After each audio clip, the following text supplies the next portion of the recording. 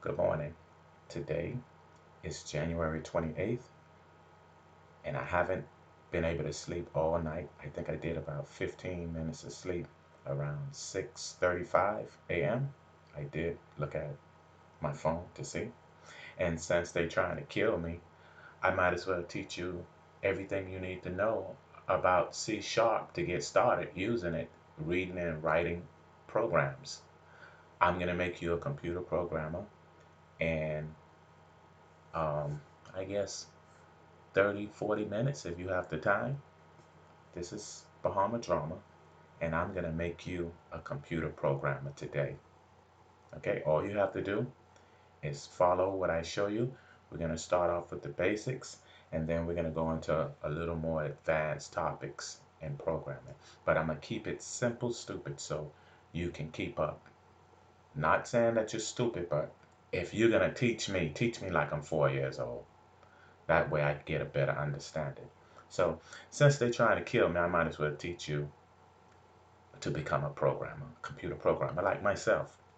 So the first thing you're gonna need is you're gonna need a laptop or a desktop computer. Excuse my voice because the vocal tone right now is like that because I haven't gotten any sleep last night because I was watching out for the bandits with my big knife and my blade, my box cutter. I didn't see any action last night, but I was on red alert and I had to hold down the fort to make sure nobody wasn't coming in. Okay, so since I got this day, God gave me this day because of your prayers, I'm going to make you a computer programmer in one day. Okay, so the first thing you want to do, like I said before, you want to have a laptop or you want to have a desktop computer. You could have a Mac computer or you can have a PC like I have here. I have an Acer, um, which the keyboard doesn't work, so I have an external keyboard hooked up to it through the USB port. I'm a certified computer technician also, CompTIA certified, but I don't have the, how would I say, the patience to fix my keyboard, to really troubleshoot it and find out what's going on with it. Now I've looked at it and I diagnosed it and I see that it's a BIOS issue. And I went through it a couple of times, but I decided, hey, this is just too much headache. I'm not going through it. But if I was being paid for it by a customer, I would have been fixed that keyboard. I'm sure of that. So what you want to do, if you're on a Windows computer, I'm going to be teaching you basically on a Windows platform. So follow me on your Windows box. Okay, so the first thing you want to do, and you want to go to your browser, open up your browser, and then you want to find you a compiler. The compiler I use is by Microsoft. It's called Visual Studio. As I said before, a compiler translates. Oh, I didn't say it before. I said it in the other video that I deleted because I wasn't sure if I was recording or not. Well, let me explain to you. A compiler, this is the gist of it. A compiler is a software that takes the code that you write and breaks it down into the machine language that the machine hardware can understand. So it translates from readable text that you're putting in your code into binary that the hardware can understand, the ones and the zeros. That's what your hardware understands. And that's what it does. It's an interpreter for the computer to the software. Okay? Just like a device driver, if you're a computer person, you know about getting the right drivers for your modem or your VGA card or whatever devices you have hooked into your computer, you know that you need a driver for it. Just like a wireless USB connection card that you buy because your wireless device built into to your laptop isn't working. And so it comes with a CD. You put the CD in there and then you install the driver. And the driver acts as a mediator between the operating system and the hardware. Okay? Now, see, and that's a disturbance. So, first thing, you need to get a compiler. So we're gonna go to Microsoft. Microsoft.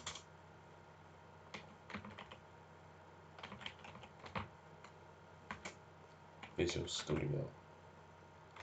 And there it is. The latest version of Microsoft Visual Studio right now is 2022. That's the version that I have. Okay, as it says here, Microsoft Visual Studio is an integrated development environment, or short for an IDE, which stands for Integrated Development Environment for Microsoft. It is used to develop computer programs as well as websites using the .NET framework. Web apps, web services, and mobile apps using Xamarin. Visual Studio uses Microsoft software development platform such as and blah blah blah. So what we want to do is we want to get Visual Studio. So either we can go here to the downloads or we can click the downloads button. But I want you to see the choice that you have with downloading. It may still, okay, there it is right there. So the version that I have of Visual Studio is the community version. The community version is free, and I like free. Free is always cool with me. The professional version is a paid for version, and then the enterprise version is also a paid for version, and it has more features than the community version has. Okay, I don't know how much it costs, but I'm sure it's quite expensive, the enterprise and the professional, but these are for businesses. Because I'm one person and I'm an entrepreneur, a person without a job. Okay, so that's what people like to say. But anyway, I have a software company that's not making no money. Anyway, so the community version is a free version that you can download. That you can download the IDE or the compiler, same thing, for free. And you can use it. It has a lot of features in it that you can use to build your programs, and very nice programs, just like the professional and the enterprise can do. But the difference is it's free, and usually it's students use it. Students who are going to universities for computer science programming. Me myself, I'm self-taught. I buy my books and I read. I have hard times watching videos and learning by video. I'm not a video person. I'm a book person. I have to hit the book. I don't know. It's something about the books that still get me. Or maybe I'm old school.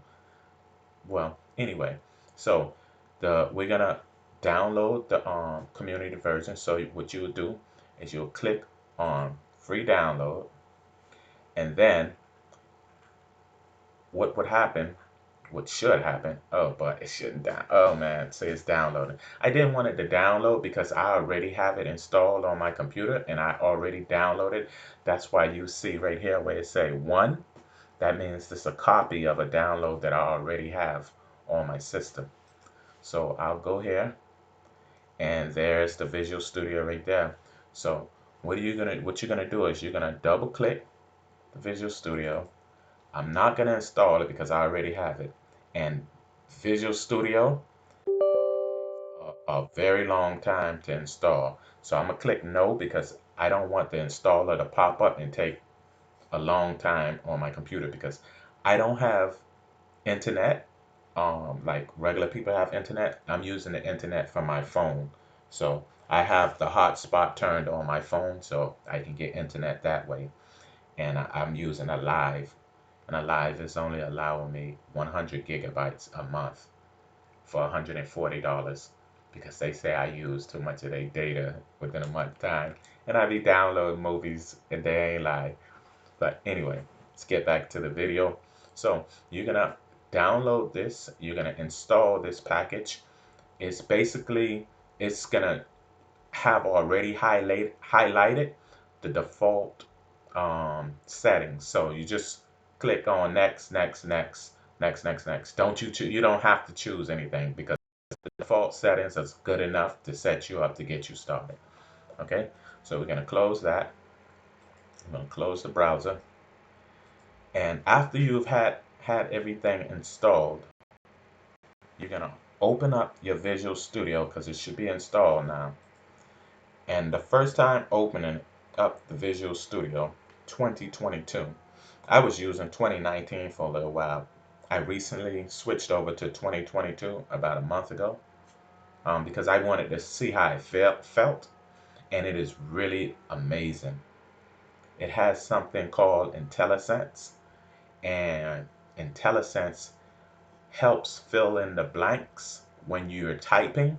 It helps fill in, it guesses what's the next command that you want to type in, and it fills it out, and all you have to do is type the tab, and it'll fill out the whole um, statement for you. Okay, so I have a accounting software that I was building. I'm not gonna. I don't think it's. I don't. I don't know if you want to see that. You probably don't even want to see that. But anyway, let's go to new. So we're gonna go create a new project. These over here, these are projects that I'm building.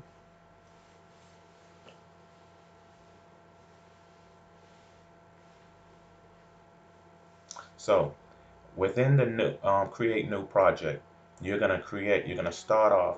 Most programmers start off with console programs, because um, it's they believe that it's easier to understand the basic concepts of programming using the console programming first. So I'm going to follow tradition, and I'm going to teach you from the console. The first application we're going to build is Hello World. That's usually the legendary first program that programmers build. My computer have viruses because I use the Pirate Bay, and I download all kind of free movies. I'm a computer technician. I should know better, but I don't do better. So that's why my computer is taking so long to load the compiler. The compiler is loaded to load the how would you call it, the choices that I have. Okay, right here I was messing with some JavaScript because I was getting ready to learn JavaScript also. Currently, I know 3 different programming languages. I program in Visual Basics, VB.NET. I program in Java, and I also program in C Sharp. So I used to program in C++, but that's a long time ago. Um, I wanted to see how JavaScript felt. So, because it's very C-like, you wouldn't understand that lingo, but C, okay, let's not go there. Let's go with what we supposed to be doing, because I'll run on and give you the whole history of programming while I'm doing it, and I don't want to distract you. Okay, so we're gonna go to console app. We're gonna create a console app. That's the first kind of application we're gonna build, and we're gonna name it console. Oh, let's name it traditionary. The traditional word name. I haven't slept last night. Forgive me for my English structure. Okay, so it's gonna be a hello world. So why aren't I sleeping now? Well, because I'm not sleepy, and since they want to kill me, I might as well teach you guys how to program since I ain't sleeping and they want to kill me. Get everything out now while I'm living, and I would have done my duty to the world. Okay, so we're going to leave this choice right here. We're going to place the solution and the project in the same directory. That's the choice that I always pick. And so it goes in this directory right here in this location. Click next. We're using the framework .NET 5.0. A lot of people still using the earlier version, which is this one. The newest version is this one right here, the 6.0. But since you guys are new, we're going to stick with the 5.0. I know this may seem like a lot, but it's not a lot. It's actually, once you get over the fear part, being afraid, because fear really can do some things to the mind. It can actually handicap the thought process. And so it'll seem like it's harder for you to grasp simple or a little complex um,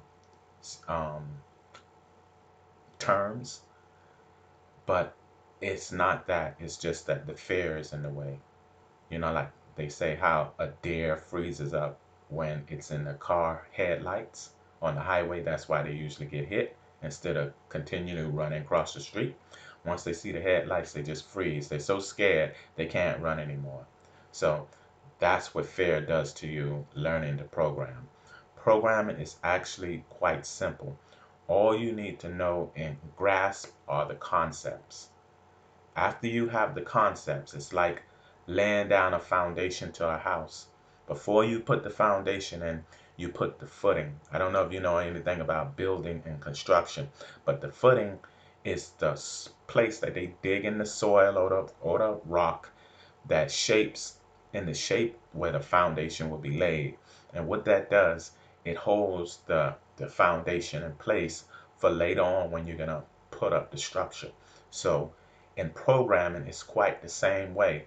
We're going to lay down, before we lay down the foundation, we're going to dig the footing. And the footing is the hello world. Now, what are you doing, Visual Studio? Okay, there you go.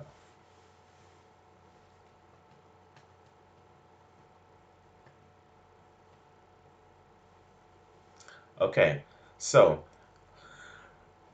I'm going to explain a few things to you. Up top is a using statement. This using system. This is a library. It's an object inside this system folder. This is actually a whole library full of other useful methods and classes. Okay, so this is the system class, and it's full of a lot of other classes. Okay, so the namespace is hello world. Okay, and the internal class program is called class program. Okay, so static void main string args.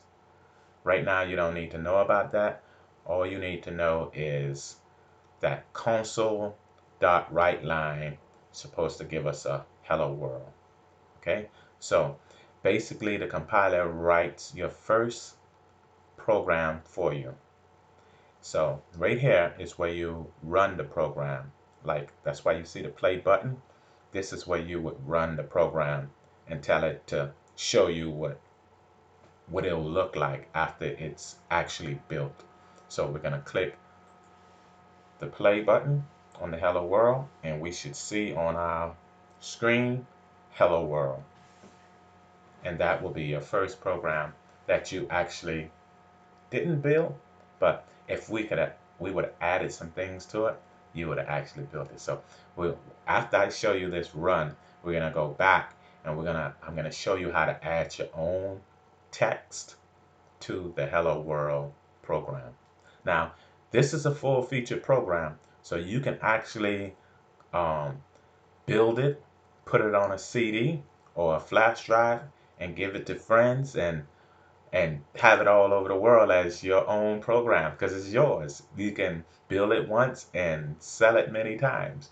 Now, I'm not sure how many people want to buy a Hello World, a black screen that says Hello World, but hey, you never know. And there we go, right up top, Hello World.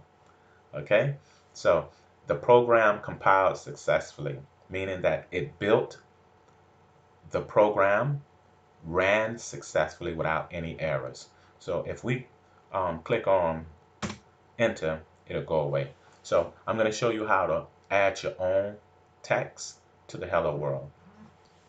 This statement right here, this console.writeLine, these two fields, they're inside of a class called console. The writeLine is inside the console class. In other words, they say it's derived from the console class. So if we go in between these two parentheses, I think that's what they're called, we can change the text in the middle, and we could say you're now a programmer. You're now a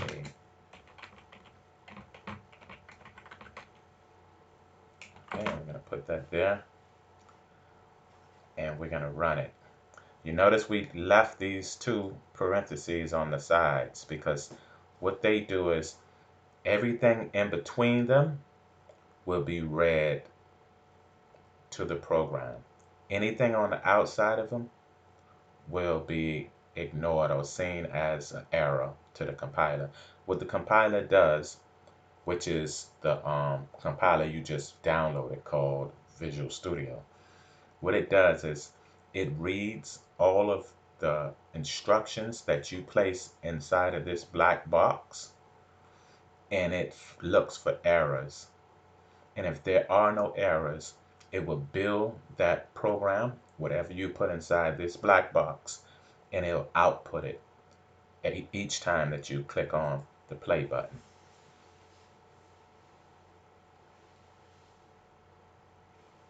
And there you go. You're now a programmer. You see that? If you built this program just now, we could open it up even bigger so you can show everybody, you can show the whole family. Look what you did.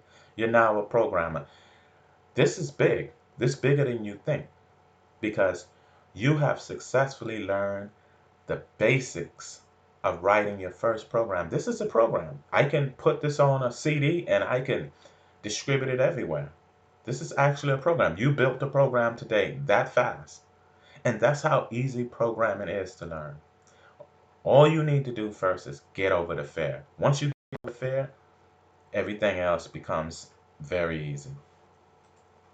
Okay, so we have successfully built our first program. Now, I'm going to teach you something called, I'm going to teach you a data structure. Is that the name I'm looking for? A data type, sorry. I told you I haven't slept. Forgive me. Brain isn't all at that. Well, anyway, a data type. There are several data types in programming. I'm not going to name all of them because I don't want to confuse you. We're going to go one by one. The first data type that I'm going to teach you about, since we're using the console write line method, a method is a way that a program does something. It's the instructions the program need in order to complete a task. Okay, so I'm going to teach you about the first data type, and that's called a string type. So if I type string, string, it turns blue. The compiler knows this word, string. Okay? It is what they call it again. It's a type. It's a word that you cannot use inside of your code. I forgot what they call it. If I look in the back of this book right quick, I forgot what they call it. I mean, gee. Oh boy. Well, right now that's not important. Hold on. I think I got it. It's a keyword. Yes. Yes, it's a keyword. Reserve words. Okay. It's a reserve word that you cannot use when naming your variables. We'll get to variables later. No, we're getting the variables right now because when you create a string data type, you need to create a variable for it. So, like I said, the word string is a reserved word for the compiler for the C language, C# language, which you're learning right now. So we type string and then we name the variable. What we're creating now is a variable. A variable you can look at as a cup, an empty cup. The size of the cup, it depends on the things you want to put in it. So right now, we're using a string. A string is a group of characters. It can be a group of letters. It can be a group of letters and then numbers along with it. That's what a string is. A string can even be a whole sentence. But the difference with the string is everything must be joined together. It cannot have any space. Okay? So I can name a string For instance, Mike, my name, my nickname. I could say Mike, string equals, string Mike, and there, the string is named Mike. Or I could say string Mike Claire, and that's good too. Now, this cup or container, you should just see me just now. I was pointing with my finger like you can see where I'm talking about at. See, I need sleep. Okay, so this string, this is the command to create a string variable. This string variable can now hold objects inside of it. And when I say objects, I mean it can hold a value, a string value. So if I put, now I can't hold numbers because it's a string data type. Now, like I said before, string data types are used for words, a group of characters containing letters and numbers, but it can't be just numbers because then it would be a different data type. So I could say string Mike Claire equals, let's see, I'm going to need these, again, these quotes. Forgive me if I'm naming them wrong, but it's been a long time since I took a typing class, okay? So I don't know what the name is off top, but I might be right. I don't know. Quotes, whatever they are. You know what they are? Good. Okay, so in between these quotes, like you seen me do before down here with these two quotes, the same rule applies. Anything that I type in here, it goes inside of here. You won't see it inside of there, but whenever you call this name, Mike Claire, this, whatever you put in here, will pop up. And you're going to see that later down the line. Okay, so we're going to say string Mike Claire equals have a wonderful day. No, string Mike Claire equals, uh, let's see. Oh, we just created a new program. We just, now you may look at this and say, wow, didn't you say no space? I'm going to tell you that in a minute.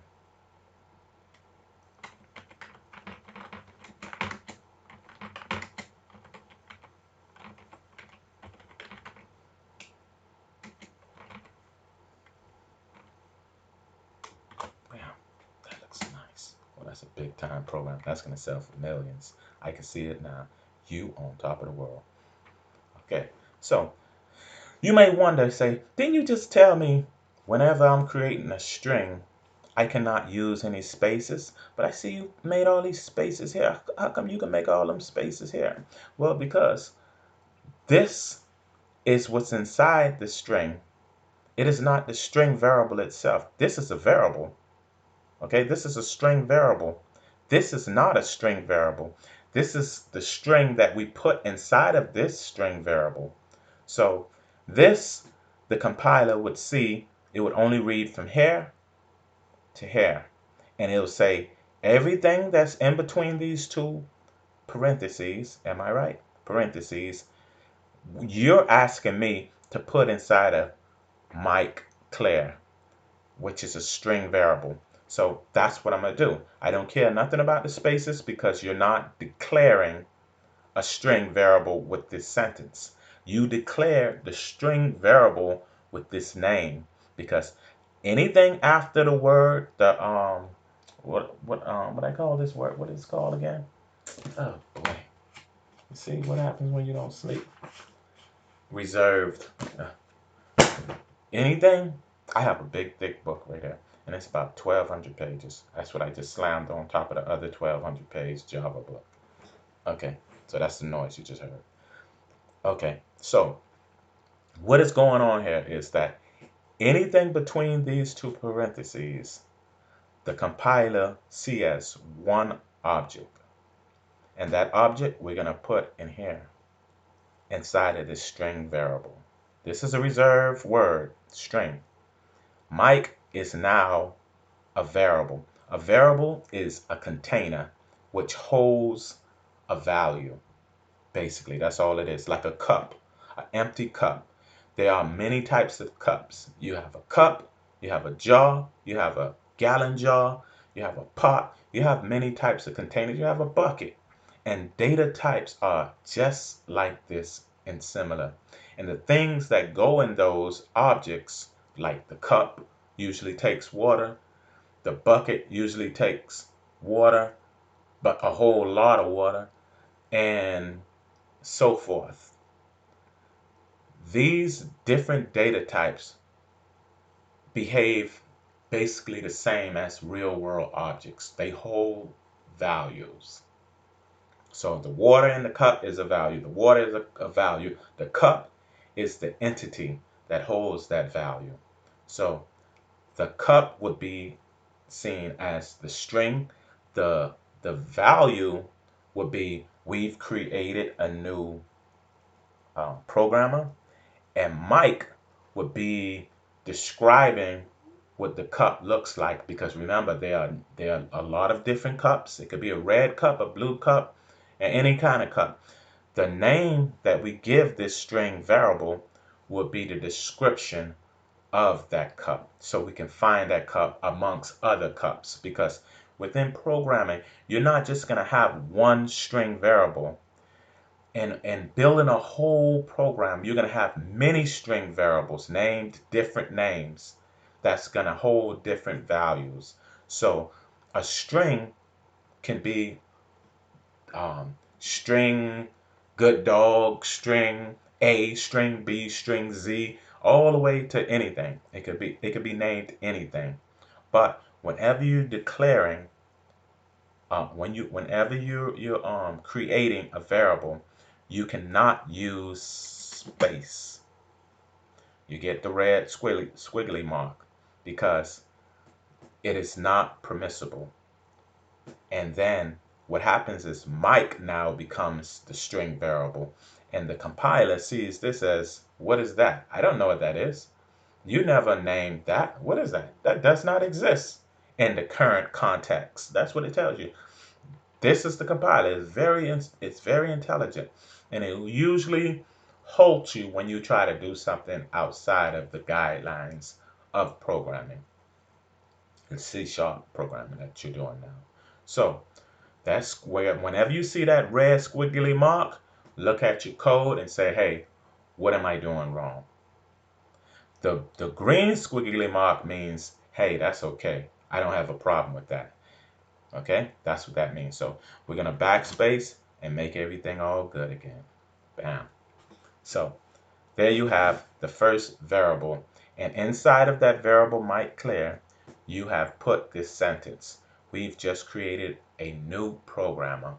And so what we're going to do is we're going to make another string, because, hey, you see what I'm talking? You see what I'm talking about right now? That's how good Intellisense is. You see this gray that just popped up here? This is the Intellisense I was telling you about inside of Visual Studio 2022. Now, if I wanted to create another string variable, it has already created a blueprint of what I may want to put here. So all I need to do now is type tab, and it'll fill it in as if I came up with the idea. And you notice strings or any type of data type variable cannot have the same name. That's why you see right here a number 2 is put on this at the bottom of the first variable, which is Mike Claire string. So this is called string Mike Claire 2. And it didn't put in anything here because it doesn't know what I'm gonna put. It's giving me that option, but it does know I want to do another. I might want to do another string variable. So all I need to do now is click tab, bam, and it fill in the blank. How sweet! That is so lovely. Thank you so much. You're so sweet. I always be talking about you to people. Now, so now what we're gonna do? You see how you got this red line here? Don't panic. Don't panic at all. All it's saying now is the way your code is structured right now, you have not completed something. And what haven't you completed? You cannot leave this blank. That will give an error because we see the equal sign, but what are you saying to the program? Equal what? So it's the compiler saying, hey, you made this declaration, this statement. You not statement, but this declaration. You say string might clear 2 equals, and you never gave us the information of what it equals to. So, hey, I'm gonna stop you right here. I'm gonna give you the red line and say, don't go any further. Correct this what you got right here. So, what we're gonna do again, you can guess. We're gonna put the 2 parentheses. Okay, so it's giving us another possible solution, a blueprint. This time we don't want this blueprint because we know what we want to say, and the guess that the Intellisense have guessed just now is wrong. So the Intellisense can guess wrong to what you want to put. So that's, you don't want to depend too much on Intellisense. You want to depend more on your sense. Okay, so we're gonna put here, we're gonna say I am so happy that now I've made it. Oh my God. Yeah, that's, we're gonna make it more dramatic. Oh, did I put any space in? I'm not a fast typer, don't even go there. Oh my God. I've, oops.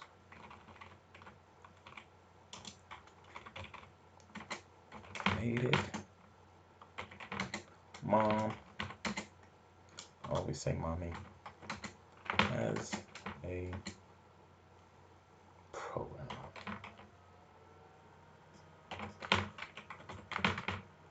Yes, you made it. You are a programmer now. Now, in C#,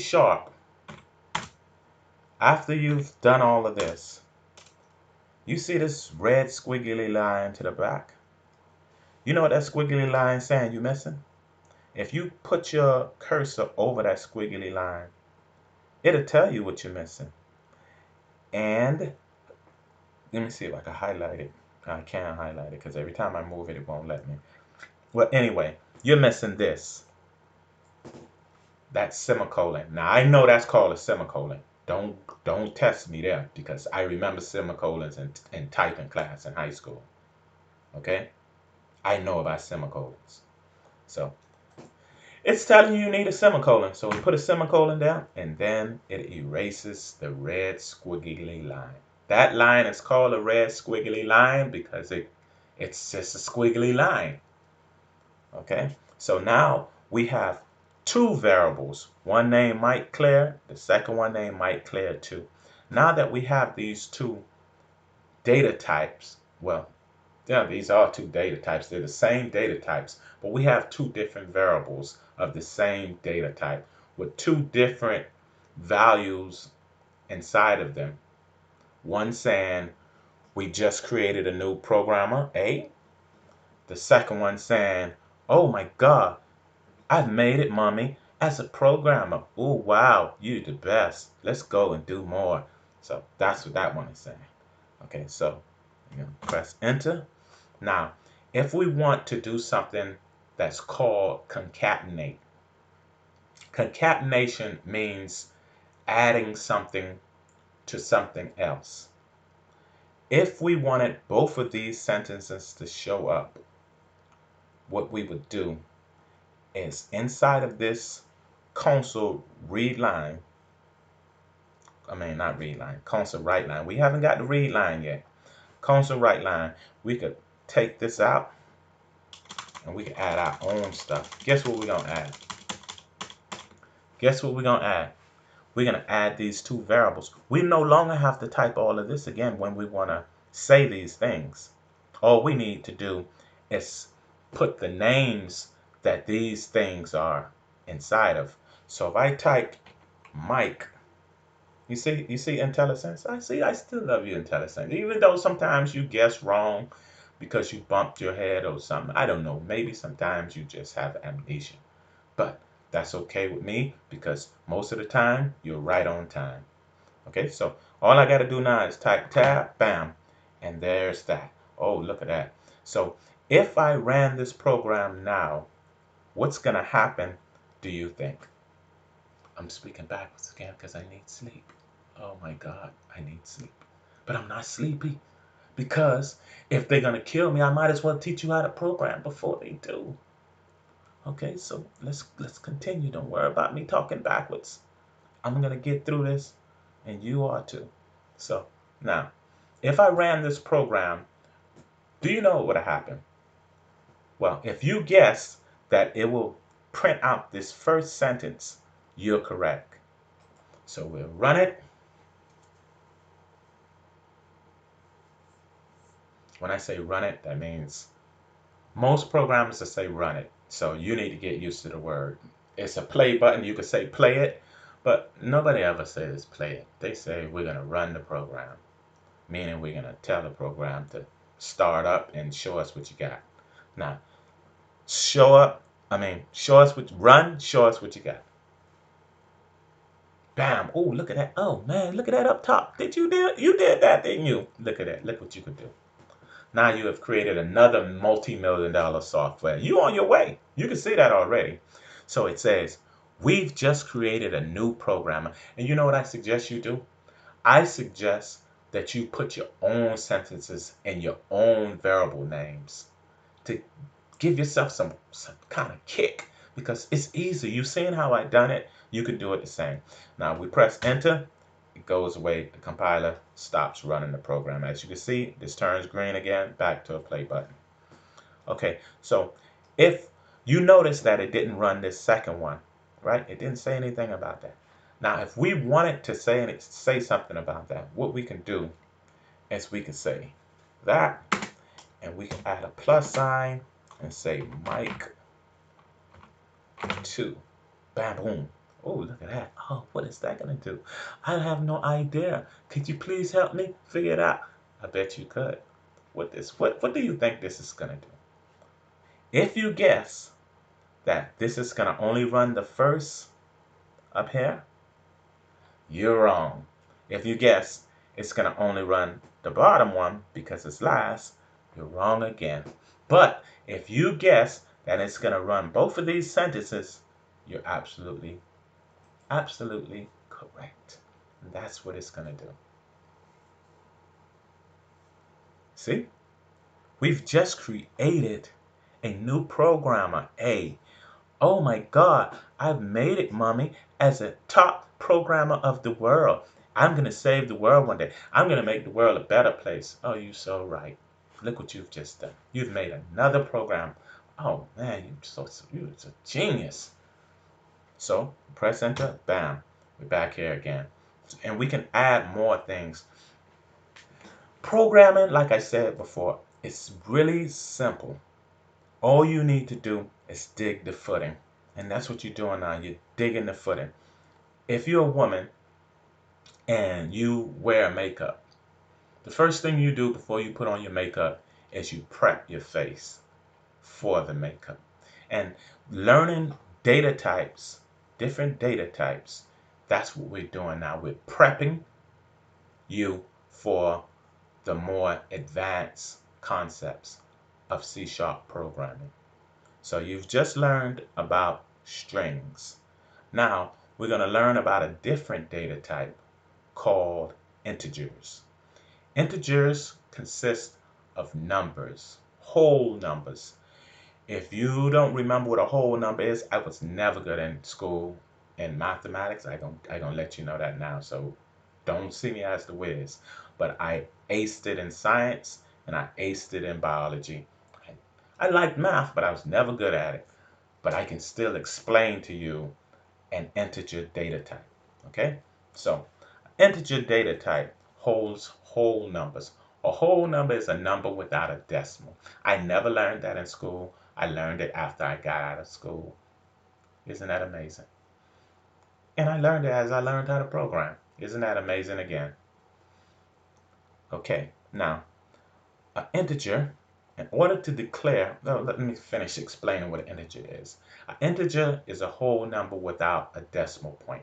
It can be a negative whole number or it could be a positive whole number. So a whole number does not have a decimal. So it could be 1, 2, 3, 4, 5, 6, 7, 8, all the way up to I think 2 billion and something, or something, some huge number it can go up to. Integers can go up to. Or it could go negative that same huge number. But it cannot, I repeat, it cannot have a decimal point. So an integer, in order to declare an integer, we use the keyword reserved word. Remember I told you about reserved words, like the word string. String can never be named. I can never say int. Oh, I didn't do it. I went too far ahead. Let's go back to string because I don't want to confuse you. I want to show you why the compiler will never let you use a reserved word like the different data type names. Okay, so if I put string and I say the string name is string. Oops.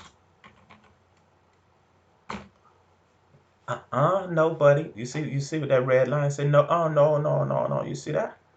That text sequence there? That Unicode? That ain't gonna work. You know why it ain't gonna work, buddy?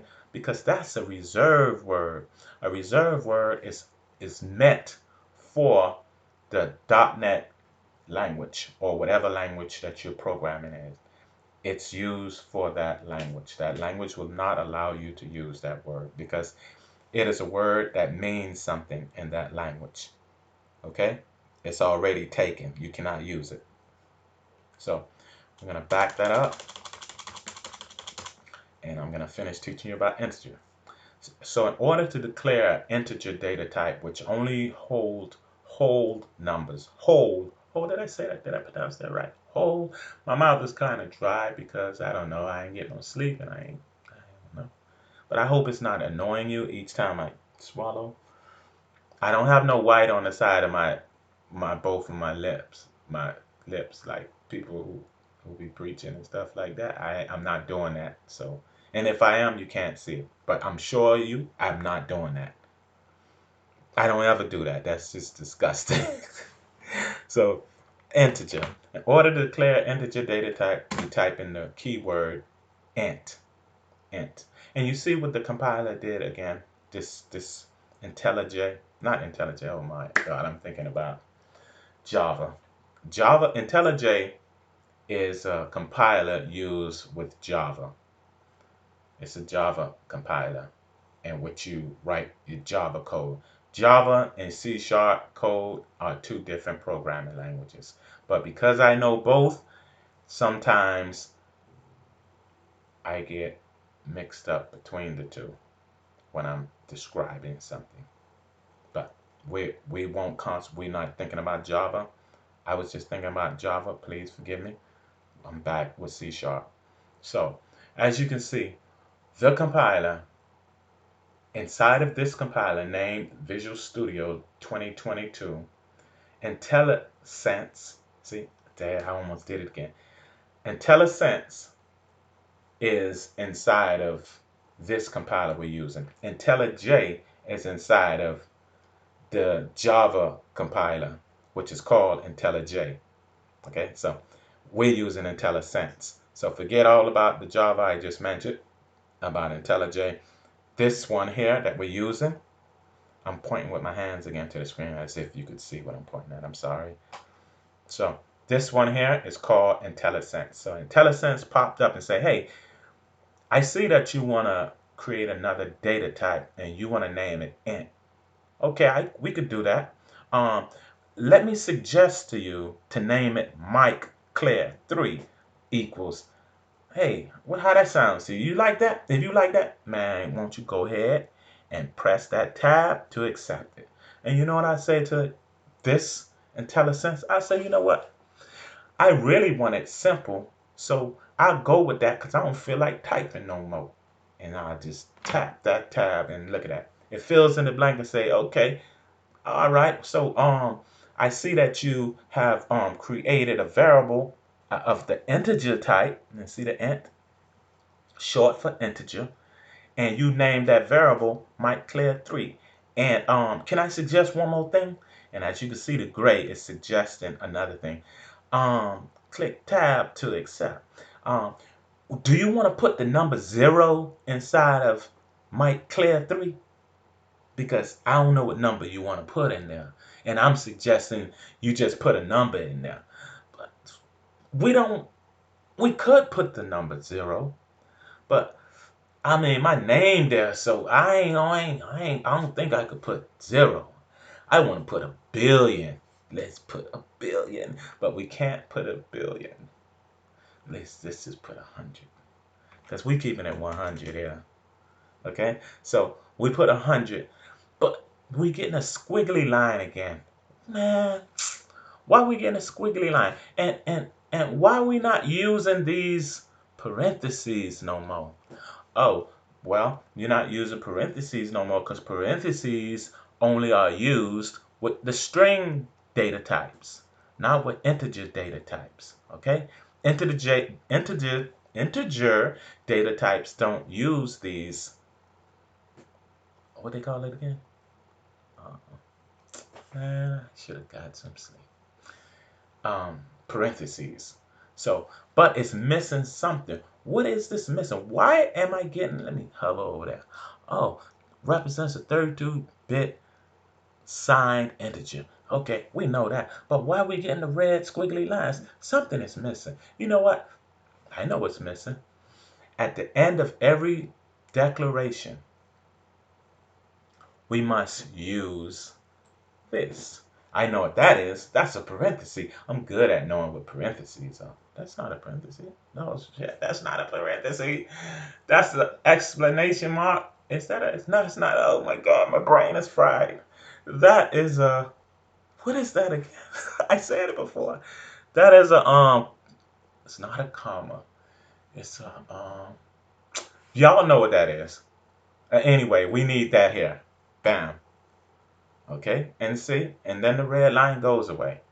Isn't that beautiful? The red line goes away. One thing we don't want to see is red lines. We don't like red lines, but red lines can give us information about where we're making errors at in our code. And the less red lines you have, the better for you, because your program will not run if you have red lines. We're going to show you what'll happen. Let's put the red line back, bam, and let's try to compile our program, or AKA run our program. Oh, and look at the pop-up. Windows Visual Studio.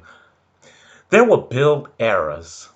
Would you like to continue and run the last successful build? See, here it's giving you an option of, do you want to go back to when it was right? You had the what is that? Semicolon. Haha, I got it. Semicolon. You had the semicolon behind the 100. Would you like to go back to that?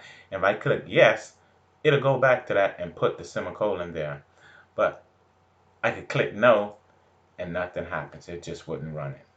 You see? It said, oh man, look at that. It tells you what you are missing. See it right there? Expected semicolon. See it right there? That little semicolon. Okay?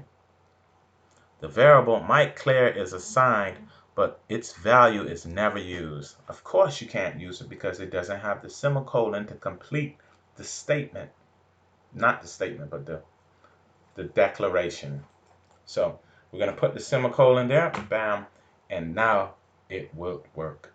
But if we ran this program, the only thing that will happen right now, because only these two variables are declared inside of this printout statement, which is console write line. Write line means to print it out to the screen so that the user can see what is going on inside the code. Okay. The only way I can make that 100 be seen is I would have to add this variable name inside of this piece of code.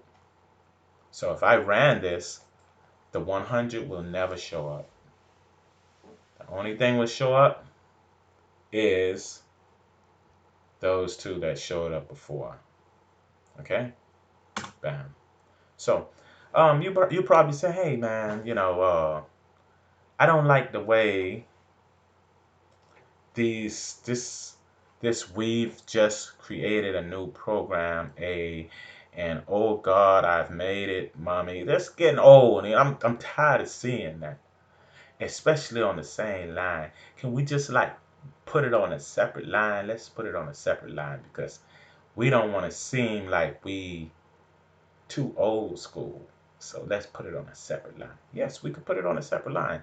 All we need to do, clear that out, is use a what they call it, bam, oops,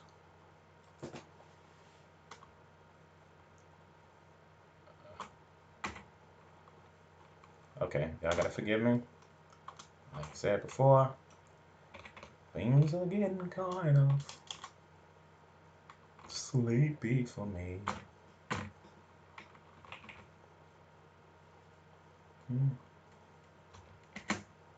Bam. So now this switch, this is called a switch. What this switch is supposed to do is supposed to separate these two sentences on different lines. Now, because I may not be all mentally there right now because of my sleep deprivation from last night worrying about the bandits, I may not be all there. So I'm going to run it and see if it works. It may not work. I may be wrong. See, it didn't work. I'm proud of myself. It's not working. Brains ain't all the way 100%. So I guess I'll just have to show you that next time. Or like most programmers, I cannot handle that. The beast must fight. When that kind of stuff happens, most programmers like myself, we cannot accept defeat. We will figure it out. And even though I'm in the video with you guys right now, it's embarrassing, but somehow I just can't take it. I can't take it not working. Okay, so Mike, let's do this. You want to play hardball, eh? Now, let's see. What am I doing wrong? Okay, I can deal with that later. Thanks for embarrassing me. That's okay. Embarrass me. That's fine. I'm embarrassed. Oh, laugh. Have fun. Let's move on. Let's add... Oh, that's my belly growling. That's the microwave hot dogs running through my small intestines, I believe. Yeah. Okay. So, oh no, that's my belly. Only bellies growl, not intestines. Okay, so now we're going to add that mic clear 3 to it. And now mic clear and all of these should pop up with the 100 on the side of it. Bam. See the 100 right there? 100. Bam. Let's put a little space there. Could add some space. That there. Bam, bam. And that should make space. And that 100 just separated. It made space. But the /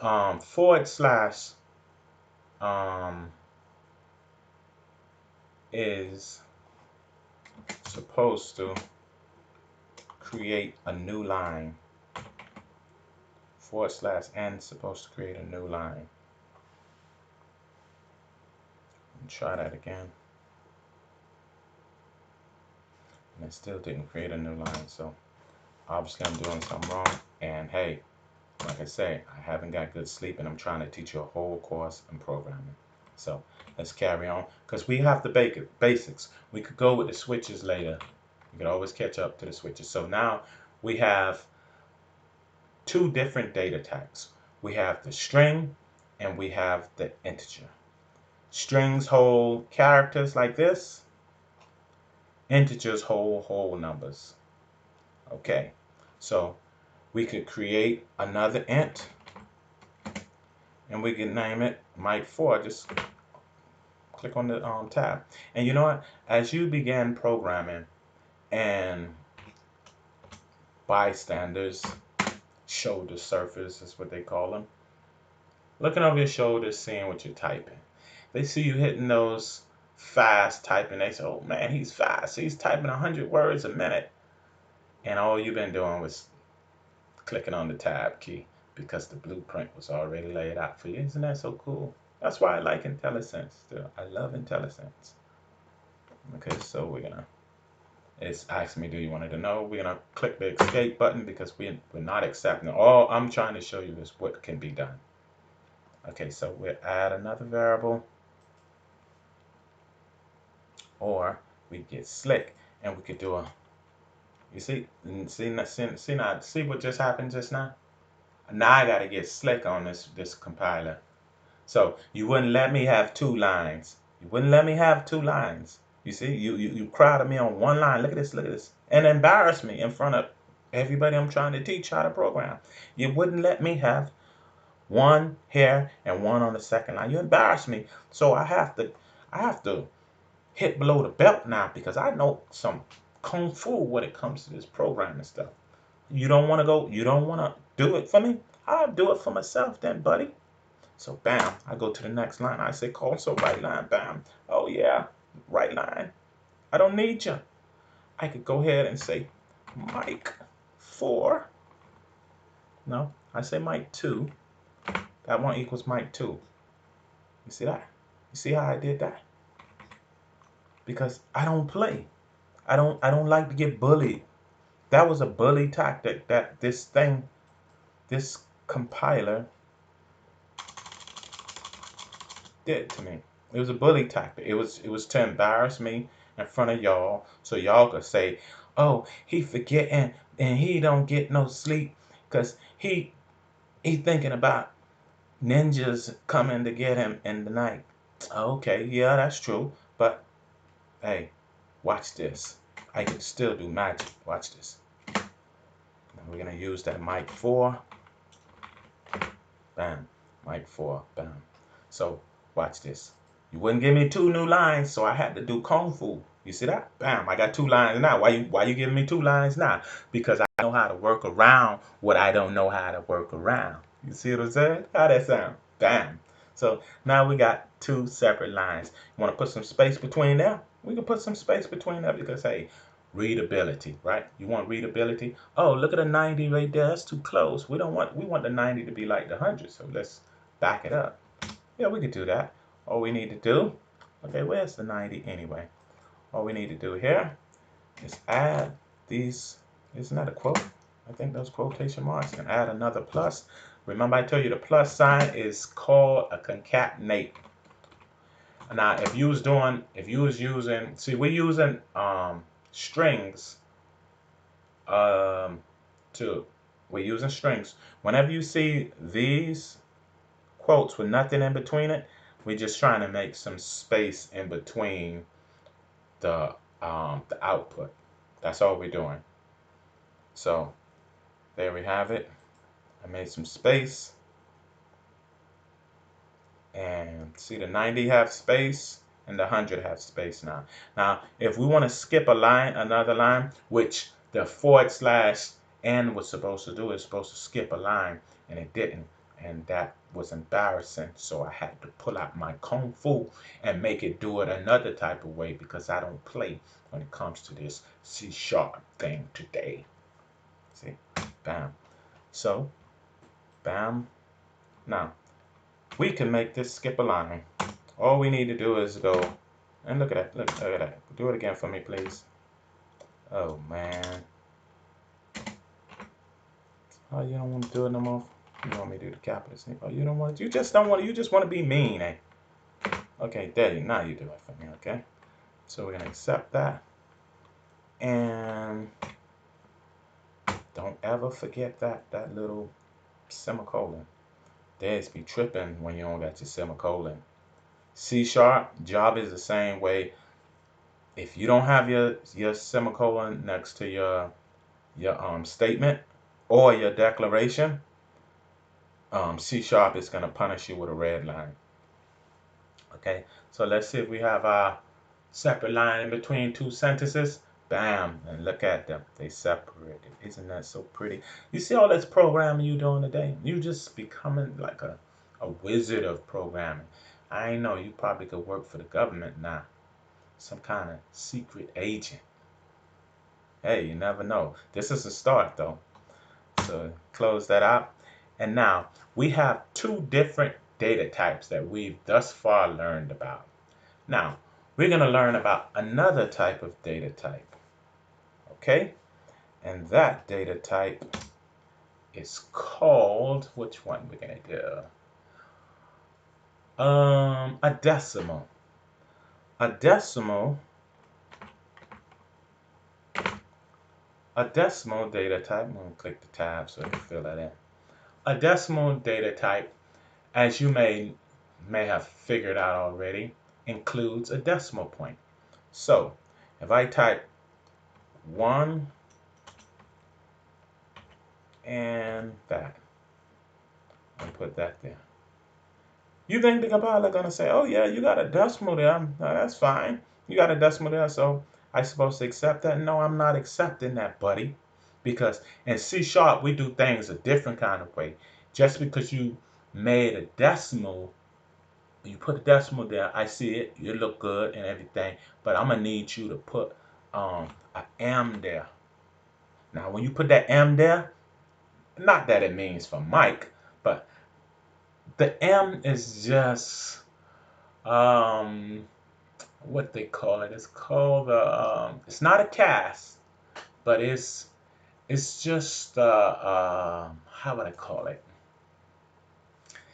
It's just some type of um I forgot what it's called, but anyway, it has to be there. The M has to be there, and what it does, it tells the compiler that this value is a decimal. That's what the M does. Okay, that's that's what it does. I told you, brain is not fully operating, but I'm trying. I'm trying to help you become a programmer in one day. You know how long it takes people to become programmers? It took me 4 months. People in college, it takes 4 years. Now, some people are faster than others, some people are slower than others. But I think you're faster than me and you could do it in one day. And that's why I'm trying to show you everything that I think that you're going to need to get started with C# programming in one day. You're going to be a computer programmer in one day. You could go work for Microsoft, you go work for Google, you go work for anybody. Okay? You just could be like the man. Or you can stay here. Hey, your choice. So now we have created a decimal data type and we named it Mike Claire 5. This is the variable. Remember I told you every data type that you're about to declare, this is called a declaration. When we fill all that out, that would be a whole of a complete declaration. That means that you did it right. Everything is in the correct packaging. So the compiler accepts. Each one of these have been done correctly. These are correct packages of data types. You did it correct. They are all in their separate containers or cups. Each one of these. And you have the semicolon, which we'll just say that's the lid on the cup. If you ain't put the lid on the cup, it could spill over. So the compiler don't like that, so it put a squiggly line. Put the lid on the cup, please. You see? That's what the red line for. Put it on there, please, man. You see the cup got something in it, which is we just created a new program A and the other one and the numbers. And what if all that spill over on the floor and make a big old mess on your program? Then what? Who gonna clean it up? Do you expect the compiler to do everything for you? No, I don't expect it. So I expect you to use your semicolon at the end of each sentence. Sentence, not sentence. Declaration. Bam. But you need to remember these things. It's easy. I just said that's just a lid. This is powerful, like Roddy Bunker said. This is powerful. Now, we got a semicolon there. We have our data type and we have our value. We have our variable. Remember, all of these names, this might clear all the way up to 5, are called variables. Variables, cups, jars, pots, whatever you want to call them, buckets. But you know for sure they are containers. There are different types of containers, and the way you describe what container you want is by its name. Just like Mike Clear 2, Mike Clear 3, Mike Clear 4, Mike Clear 5. You're describing the container. Hey, that's a red cup, that's a blue cup, that's a white cup, that's a green cup. Well, this is data cup, but these are different types of cups holding different. Well, these are the same. Let's put it back to the cups. These are the same kind of cups, but they hold in different liquids. Okay, because this is a string which holds letters, a group of letters, words. This is an integer which hold whole numbers, and this is a decimal which holds decimal values. So we'll just say these string cups hold water. These integers hold coffee. These decimals hold, what do they hold? Bear? They hold beer. They hold beer, or they hold alcohol beverages. That's what the decimals hold. They hold that heavy stuff. Okay? So this is a decimal value right here. This is a decimals variable, and this is the data type, which is a decimal. And as I said before, string, int, decimal. These are reserved words. You cannot name a variable any of these here because the compiler will not take that mess, and neither should you. Okay, now we've created a variable named Mike5. Can we use that variable in our printout? Yeah, of course we could. All we need to do is, hey, why don't we just put it here? There's nothing there. So we're going to put Mike5 here. Intellisense gives me a blueprint, and I just put it in there. I didn't even have to type it. So where we had the empty line now, this should show up. Bam. Oh, 10:02. Oh, it's 10:02. Oh, it's time to go to job. Oh, I don't have a job. I work for myself. Oh, you don't get paid though, but I still have a job. Oh, I'm an entrepreneur. Oh, that means you ain't working. You're broke. Hey, no, I ain't broke, but hey. Anyway, get back to the programming. There it is right there. You have, we've just created a new program, A100. 100. You keeping it 100, right? And 10.2, that's the decimal value. And oh my God, I've made it, mommy. As a programmer, $90 is what I'm making per minute. And let me tell you something. That may sound like a joke, but programmers get paid. And I'm talking they get paid a lot. And $90 an hour is a joke. I'm going to tell you that straight up. Most program salaries, if you look on Indeed.com and you look at what programmers make, you probably crap your pants. They make more than doctors. So if you take out this time right now to learn programming, and a doctor takes 8 years to become a doctor, and you can make what he's making in no time with only 1 day of sitting down learning the program. Now that is something I'm giving to you. I'm giving you a gift from inside of me, inside of my sleepy brain that is deprived of sleep because I have to worry about bandits breaking into my house and doing what they will with my body. I don't mean that in a sexual way, but I mean it in a way where I have less control over what happens. So before that happens, God forbid, I want to give you something, and I'm going to give you the gift of programming. So far, we've learned a lot, and usually, as far as has, oh, English, please help me. English, could you please come back? close that. As far as I have taken you. You see, I'm sounding more proper now because I'm thinking more hard. I say hard? I wouldn't say hard. Let me tell you something. My English is really good, you know. It's just not really good right now, so forgive my sentence structure. I am deprived of sleep. I'll keep telling you that until your head fall off. Anyway, as far as I have taken you right now, if this was a book, we would have now been on page 200 and something. Okay, because you've learned about strings, you've learned about integers, you've learned about decimals. Now, I'm gonna teach you about doubles. Doubles are similar to decimals. Hold up, hold up, I might be wrong. Oh, we do got doubles. But I know we got doubles, definitely got doubles in Java. So we're gonna make a double called Mike 6. Doubles also are big numbers, and they can have decimal values. In order to declare a double, we do it like how we do any other declaration. We put the data type, which is double, and then we create a variable, which would represent the double container. Okay, so we say double equals 15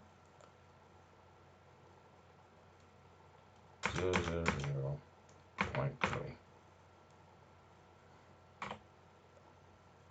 You notice we didn't need the M, right?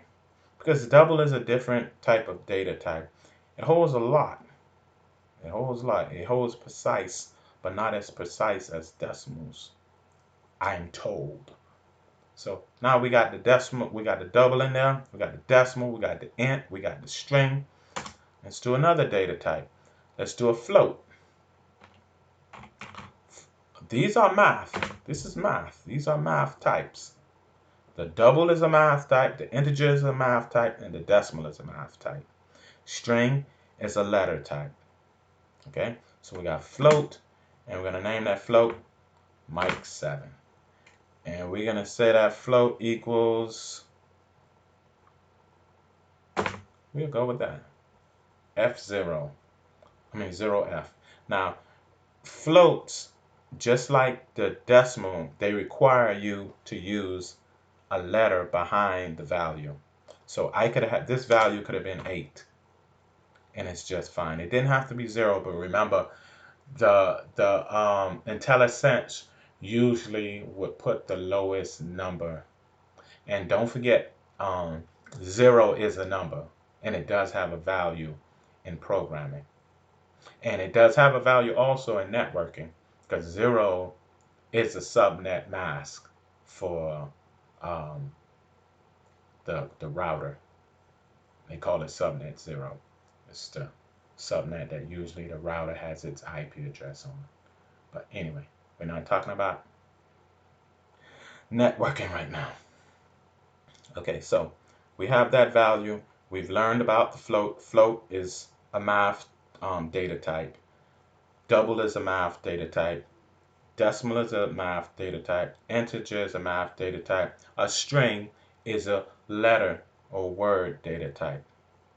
But when we create in variables, we know that we cannot put any space in between the variable name. It won't work. No variables can take a string. Now you can, a space. Now you can use an underscore. That's fine. It doesn't have any problem with that. The variable will not allow you to put a number before the name either. You cannot add numbers before the name, and you cannot add a star before the name. You cannot add a plus before the name. It just won't go like that. It has to be a letter before the name, and it can't be space inside of the name. You can put any one of those other symbols, like the plus and all those other stuff. Oh no, you can't. But anyway, but you can put the star, I believe. Oh, you can't do that either. Oh well. Anyway, you see that for yourself. You couldn't do it. Now, The data types that you will probably more often use in your programming career will be the string, you would use the integer, you would use the decimal, and less likely you'll be using the doubles and the floats. It's less likely. And there's another data type. Well, it's not actually a data type, I don't believe. It's a Boolean. Oh, why is my cap locks on? So it's called a bool. Oops. Boolean. Bool. And what a Boolean is, or a bool for short, it is a true or false. It has a true or false value. Why did I put that there? It has a true or false value, meaning that it can either be true or false. Meaning that I say Mike went to the store today. That could be true or it could be false. He did not go to the store today. He was wearing some white shoes. That could be true or that could be false. So right here at the beginning, when we declared it, Mike ate, bool equals true. That means whatever I line this variable up with, it will be considered true. And if I remove this true and I put false here,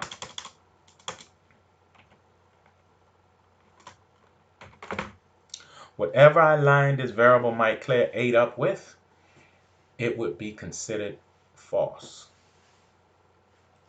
Okay? So we've learned thus far strings, integers, decimals, doubles, floats, and bools.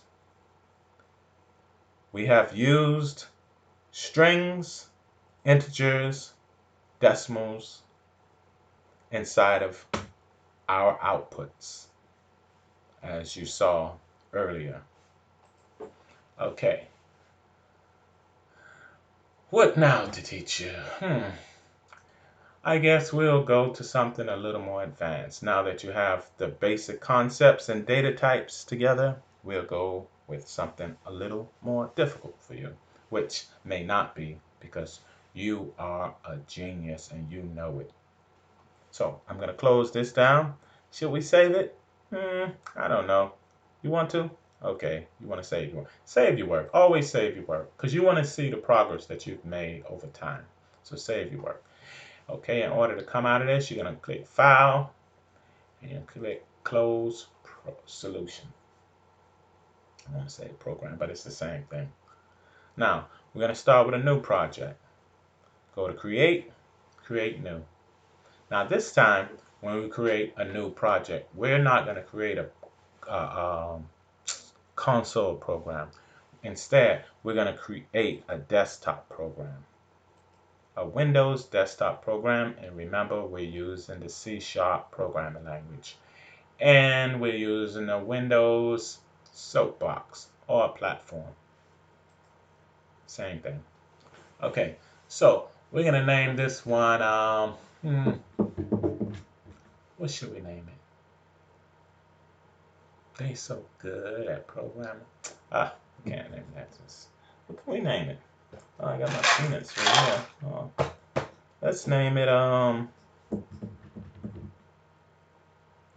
what could we name it? I don't know.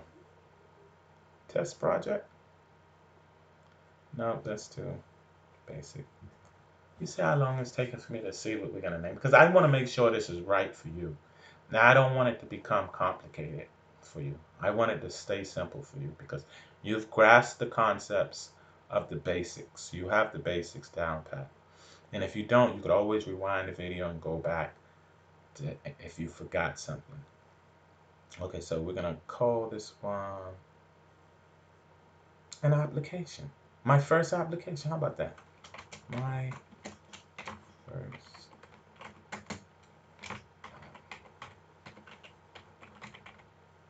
first application. Now, that's good. And we're going to use the same framework, which is .NET 5.0.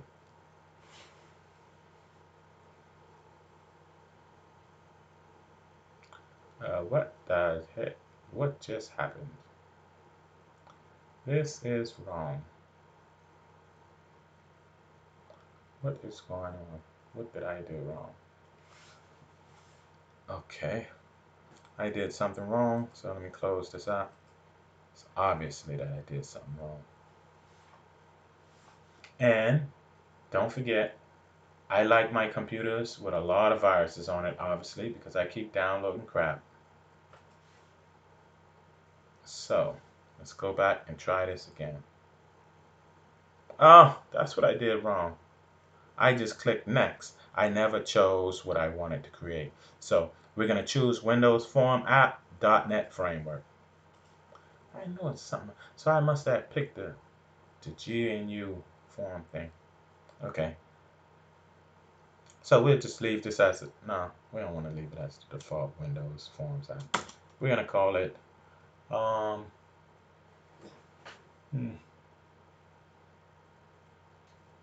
call it banking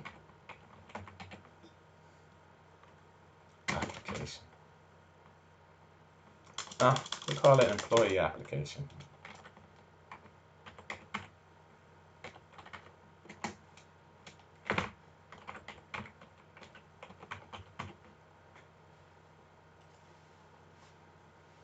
So you're gonna create a program, and we're gonna name it employee application, but you're gonna name it anything you want to name it.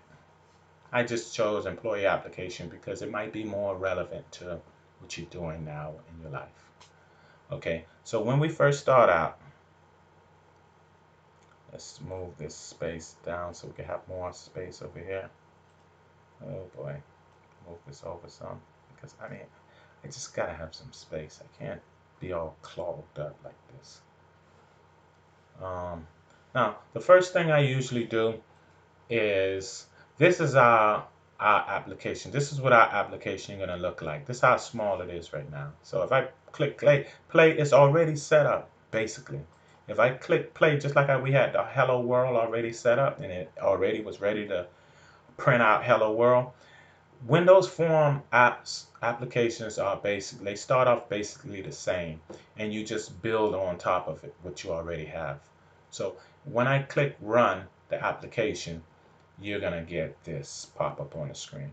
It's a fully functioning program at that, and we could actually put this on a disk or a flash drive and use it on somebody else's computer, and the box will pop up after you install the program. And that's how simple it is, and that's why a lot of people choose C# over other programming languages such as Java. It's quick build. You can build a program very quickly with C#. Another thing, C# is used for iPhone apps all the time. C# is also used for Android apps if you use Xamarin. C# is a good language. It can do basically anything any other language could do. But some languages just are more equipped to do certain things faster because of the type speed that it takes to build a complete application, depending on what you want it to do. Oh, excuse me. Oh, look at the yawn. Sorry about the yawn. So this is our application. It's already fully functioning. You see that? We got a box right there. We can drag it around just like any other box. We open it up and everything. See that? It's a blank application. You already have a program. You can take this, put it on the internet, sell it for $1. Hey, who's gonna buy it? I don't know. There's somebody out there to buy this. I'm gonna tell you this. And there's how many billions of people we have? 8 billion, 7.5 billion. I don't know. Somebody will probably buy this. But right now, you don't want to sell this like this.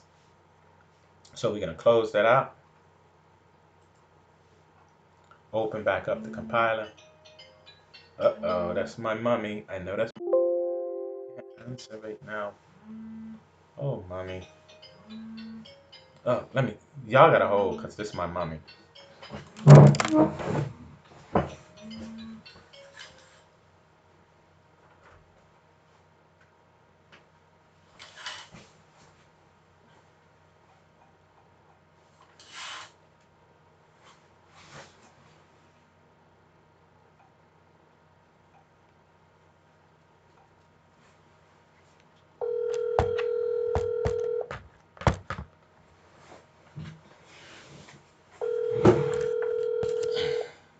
Okay, I'm back. I'm gonna talk to my mommy while I make the video. Hey, mommy. Hey, how you sleep last night? Oh, mommy, guess what? I What? didn't sleep at all. I slept for about 15 minutes around 6:38 a.m. in the morning. For 15 minutes. I didn't sleep at all last night. And you look good this morning. I look good? You look happy and stuff. Okay, let me tell you why I'm happy. I'm happy only What? because I'm teaching the Bahamas how to read and write programming in C sharp. I'm teaching them how to become programmers. Oh, that sounds good. Yeah, I'm making a video right now as we speak on how to Oh, make programs. that sounds good. Yeah, I think they'll Hey, appreciate it. I'll call you back. I gotta somebody else on the line. Okay, I'll mommy, call I you love back. you. All right. Oh, my mama didn't tell me she loved me back. I'm hurt.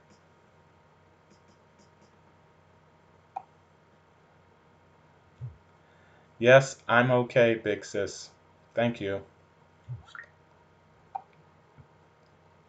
Okay, that ends that phone call. Now let's get back to our lesson. Okay, so what I usually do when I start building a form application, I usually like to get my font size together so that I can see my text on my screen better. So I go here. This here is the properties panel. This is where you're going to adjust all of whatever goes here, here. Okay, so first thing we're going to do is we're going to make our form show up full screen. So where it says Windows State, we're going to click on it and we're going to click Maximize. So the next time we open up this program, it's going to fill up the screen like this. See that? It's a full screen. Oh, that looks good. All right. So you got a full screen. You have a full application running. It's going to be so nice. You are the boss. Okay, so we can close that. Okay, so what we're going to do first is we're going to name our application. Now, I know we had the name of the project, and the project name was Employee Application, which you see up here. Employee Application. So we're going to name it the same thing.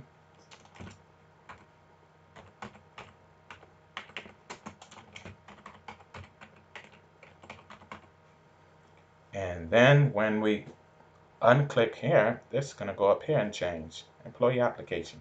So there you have it. It's called Employee Application. Now, if you want to get all slick and all just GQ, is that a word anymore? I don't know. If you want to get all fancy, you can also add your icon here. I'm going to show you how to do that right now. Icon. Click on icon, go here, and you're going to go to pictures, and I have one that's called icons. And these icons are actually borrowed from other people who have developed software, and I went and took their icons. It's not legal. I recommend you get your own icon, okay? Stop teething people's stuff. And there you can see your icon change. And now if we run the program, you have an icon, you have a name of your program. Look at that. Employees application, that pretty icon up there. You just fancy like that. You've always been so fancy and everybody already know. So here we're going to close that. Now, what we're going to do is we're going to set the font size. For anything that goes on here will be the same font size so it's more readable. I like the font size of 12 or 14. For you guys, so I wouldn't embarrass myself, I'll use 12, in which I usually use 14 or 16, and I could bring it on up to 24 because I can't see well because I've been drinking. Nope, I've been reading too many books. I haven't had a drink in so long. I miss my Colorasi. Anyway, that's another day, another story. So now we've changed the font size to 12. which I wanted to change to 14, but I wanted to impress you guys and make it look like I got good eyesight still, which I don't. Now, this is the 4 color. This color right here, all bright, all blinding you up. I don't like it. You don't like it either. You asking me to change it. So we go here to the properties page. You see where it says properties? That's how you know it's properties. And it's the properties for this form. This is called a form. This whole thing is called a form. You're no longer in the console mode where you only had the black screen. You're actually in a Windows form app. Just like any of this app that we're using now, or any other application that you may use on your computer. And listen, let me just give everybody this advice. If you don't have a laptop or a desktop computer home, you are really disadvantaging yourself because all you have is a phone.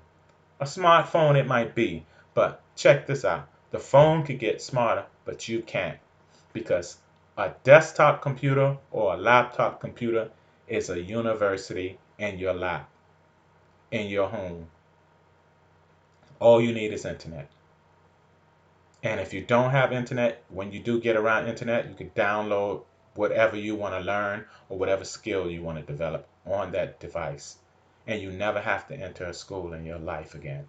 So all these people with all these smartphones and phones and everything, I have nothing against smartphones, but always have your laptop there so you can educate yourself. Self-education is the best way to be educated, in my opinion.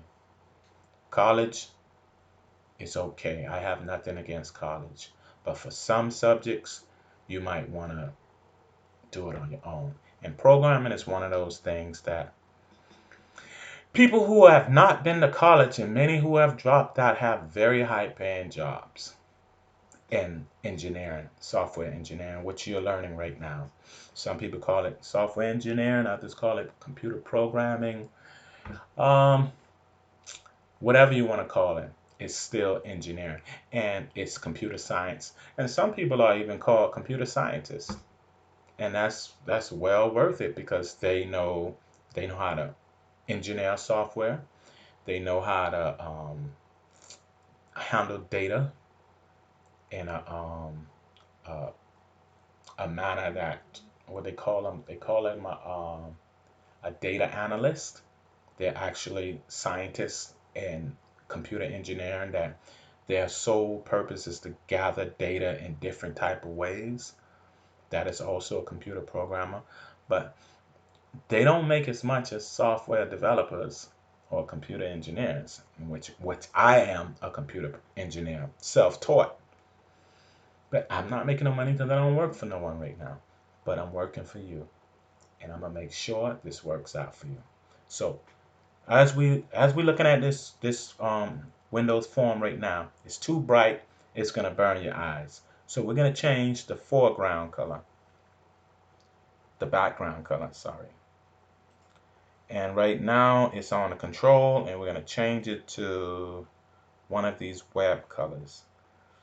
Let's see if I can get a nice color to impress you, because I wanna impress you or impress upon you this art of software development, which I know for sure is going to benefit you in your lifetime. This is my gift to you. Okay, let me see. Dark blue. You know, I spent a lot of time here trying to pick out colors. I ain't gonna lie, because I'm really picky. What about indigo? You like indigo? Let's do indigo. Oh no, I don't like indigo. Make no, sorry. Can't work. I tried it just now. It didn't work. My eyes was like, ugh. I almost vomit. What about this color? Um, I can almost smell it. I don't like it.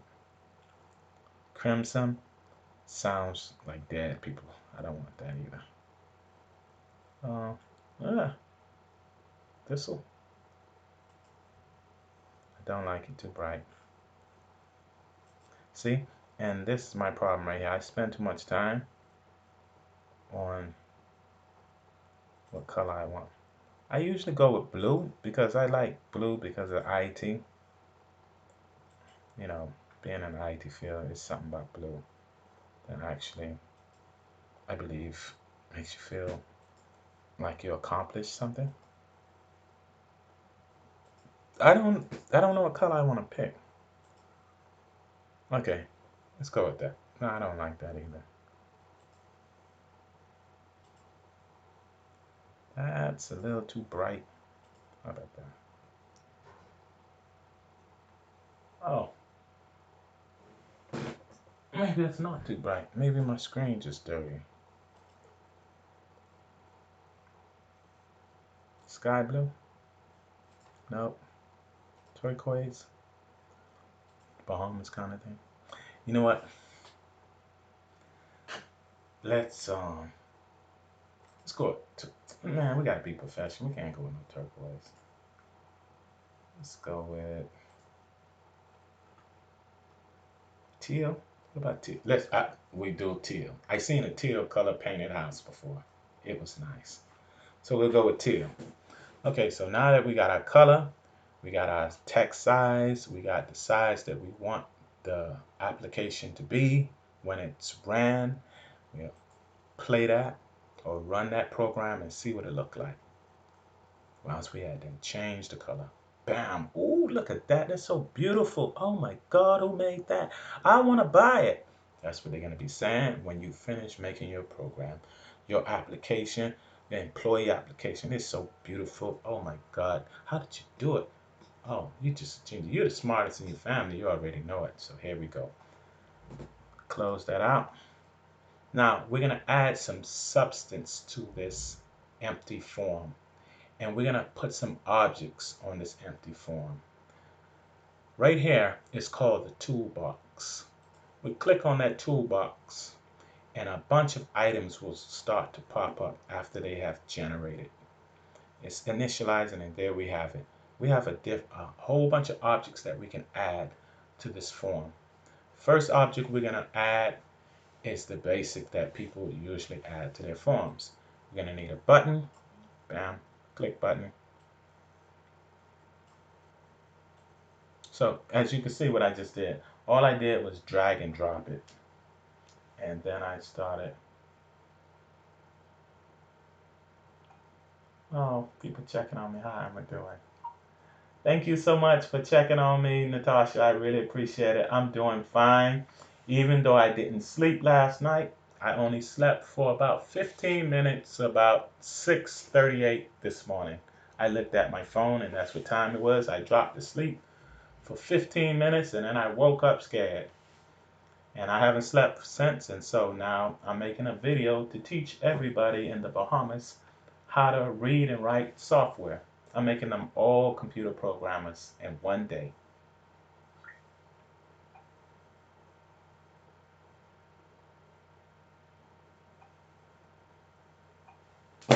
Okay, let me finish making you guys computer programmers in one day as I promised. Okay, so now we got the click button, the button. We're gonna need labels. You take that and drag it and drop it. Bam. And we're going to need a text box because we want to put information into the system. So we're going to scroll down and we're going to find our text box. There you go, text box. Hi. Bam, text box. And what else do we need? We got text box. We got that. And basically, we're just taking some basic items from the toolbox to create a simple application that can be useful to you. And you might be able to sell it for millions of dollars. Hey, maybe $1 billion. You never can know. Because what you're building here is the basis of every program that's on the internet or anywhere today. They start off just like this. And people just add other items to them. And most of those items are right here. Okay? So, bam. Got everything we need so far.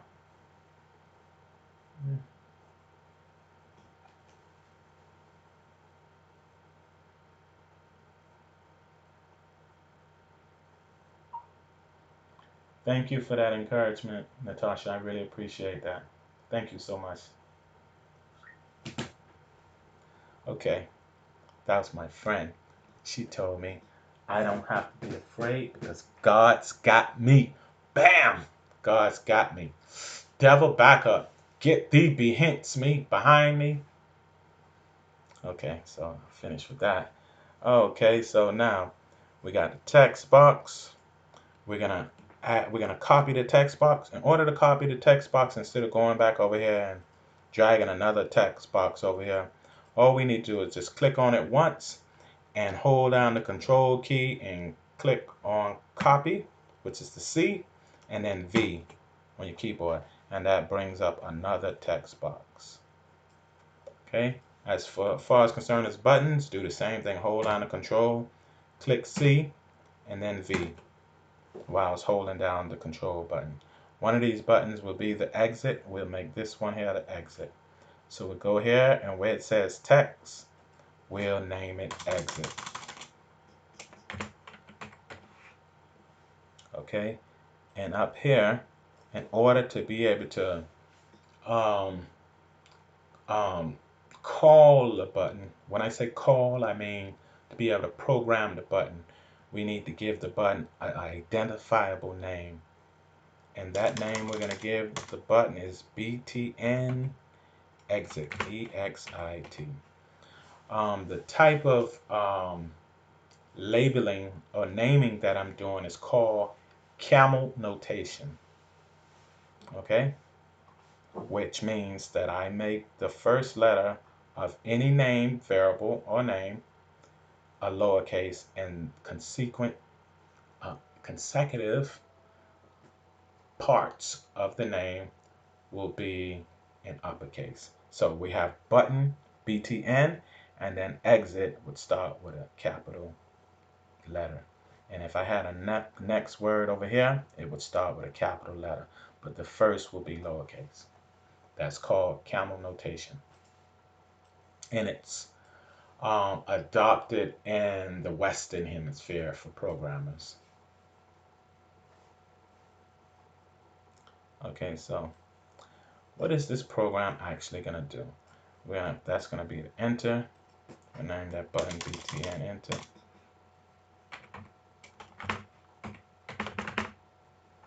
And then we're going to just put the name there, enter. Please, I hope I'm not going too fast.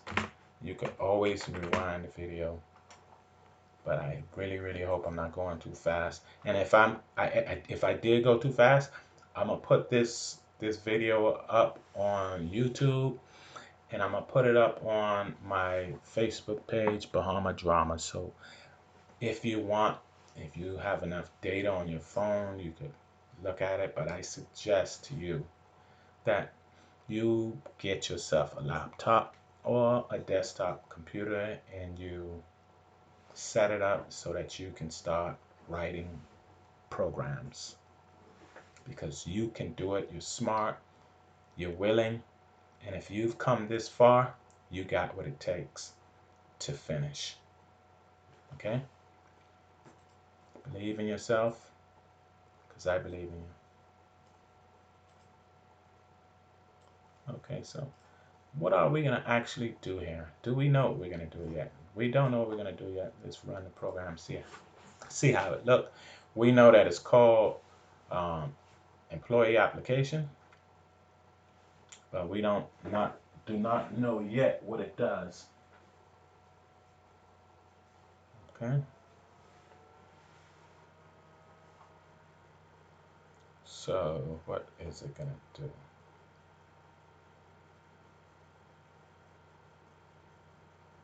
Oh, that's a cat making noise. Okay, what do I want this to do? What will employee application do? Hey, exactly. I just figured it out. The employee applications are gonna take new applications. So we're gonna do it just like how we do an employee application. We're gonna put the basic things in there. We don't have to get complicated. These buttons don't work yet. See that? I could click on them and they don't do nothing. But this works. Yeah, I could put numbers in there, letters. Oh, look at that. That's nice already. Damn. Oh, look at that. That's so beautiful. Click here, nothing happens, nothing happens. Click that, nothing happens. Bam, bam, bam, nothing happens. Only thing work is this default exit. So now, the first button we're going to program, which is the easiest, is the exit button. In order to program the exit button, you're going to double click on the exit button. Tap, tap, and then it's going to go back into where you started off inside a console. In order to program the exit button, you're going to use the keyword application, Intellisense. Where are you? Exit. See that? Look how pretty Intellisense. You is so beautiful, Intellisense. You know, because every time I forget a switch to use, you always seem to come there and step in and be the kind of best friend I need in my life to show me the way. And I can appreciate you for that, man. I really do. You's a man or woman. I don't know. I love you still. Good job. So now our exit is programmed already. So if I go here, back to the program, and I click start or run, same thing. If I click this exit now, bam, I'm out of the program. How beautiful. Oh, and could you believe Intellisense actually helped me program that? I seen the blueprint. I seen the blueprint, and all I did was click the the tab button and everything. Just like when we was in the console, same thing. Intellisense will be there for you. All you need to do is respect Intellisense and know that Intellisense is limited compared to your creativity. So don't think Intellisense is going to get you out of everything. You're going to have to remember these things. And the best way to remember is practice, practice, practice, practice. If you continue to practice something, you become good at it if you're practicing it the right way. If you do things the way I'm showing you, you'll get it right. You'll remember it.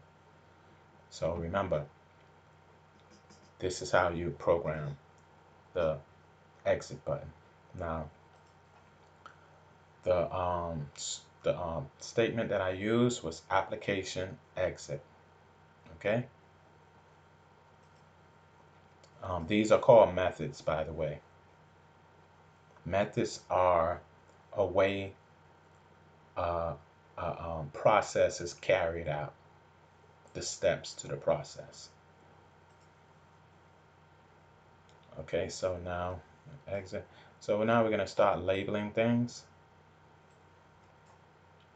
So right here, we'll put that there. We're going to do that like how we did here when we copied. Control C. 1, 2, 3, 4, 5. Let's just say we're going to need 5 of them or 6 of them.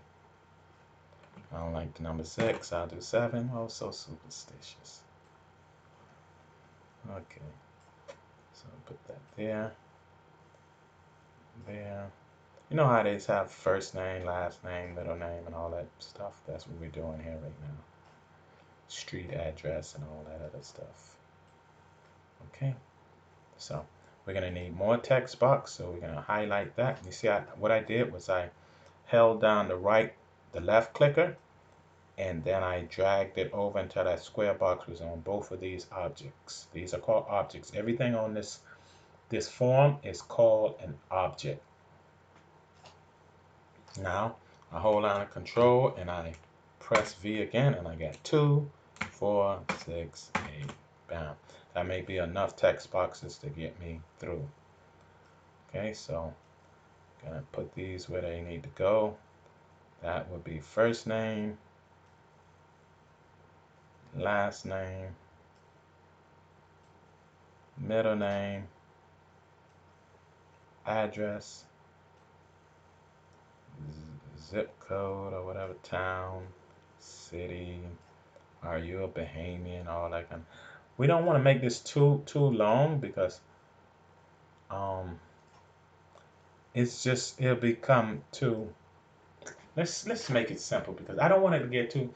See, because if you start off with simple, you can always see your code and how it's built. Because if we clog this up, you're gonna get lost somewhere, and I don't want you to get lost anywhere.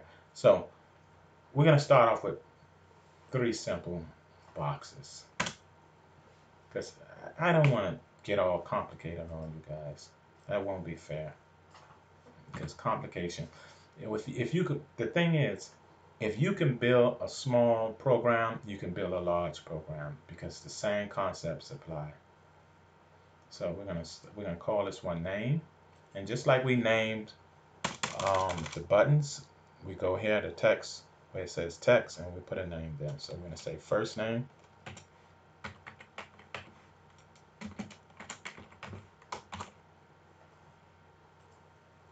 last name,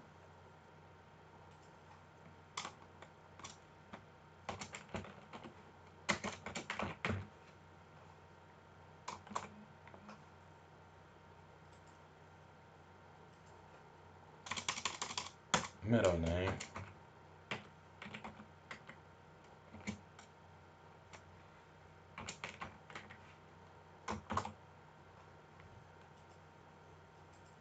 DOB.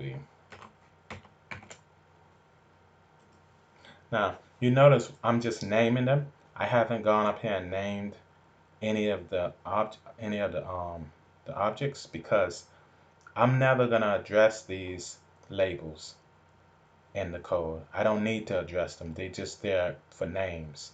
But these boxes, I will have names for them because I will be addressing them. When I say addressing, I mean programming them, like how we program the exit button.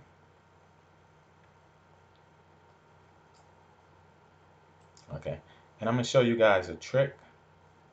Oh, we need one more. Oh, we don't need it.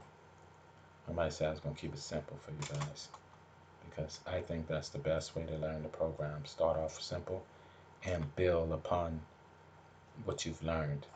There's no need to have a whole clouded a bunch of stuff. Okay, so I'm gonna show you a way that we can line these up so they can be straight and we won't have to worry about. I do that, I highlight them, then I go up here to format and I click align. And what I do is I align the middles. Bam. And if I want these to be even, I go back up here to format and then I'll say make even, vertical increase. Okay, vertically.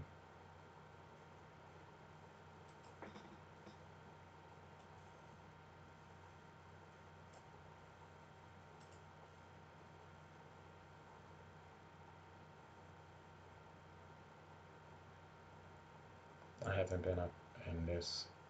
There we go. Horizontal. Okay, so we're gonna make equal. Bam. So what that does is it makes each space between these objects an equal amount of space.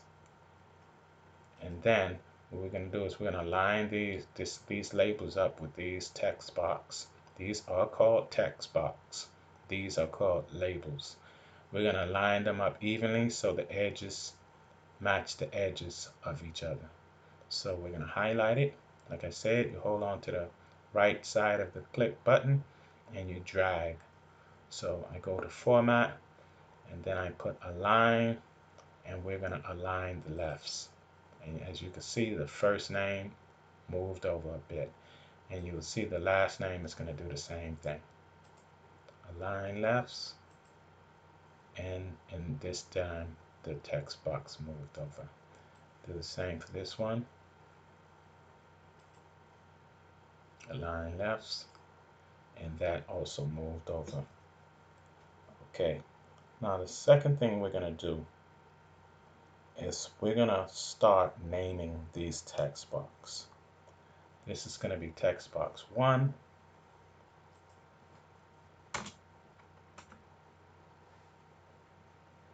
This is going to be text box. Oops. I guess that one is already named. It's still named.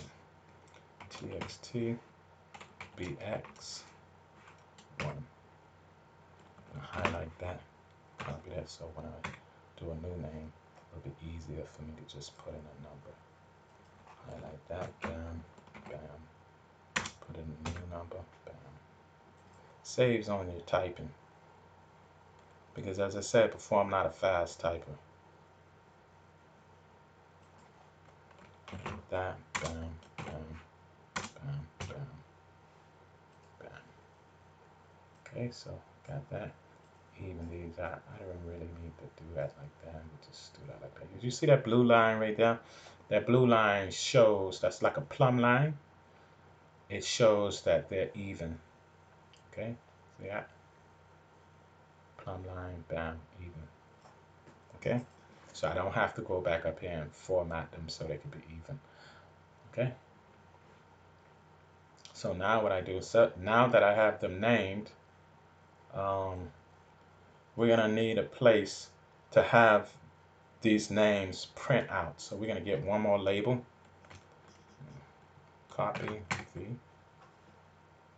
and we're gonna print out the full names in this label right here.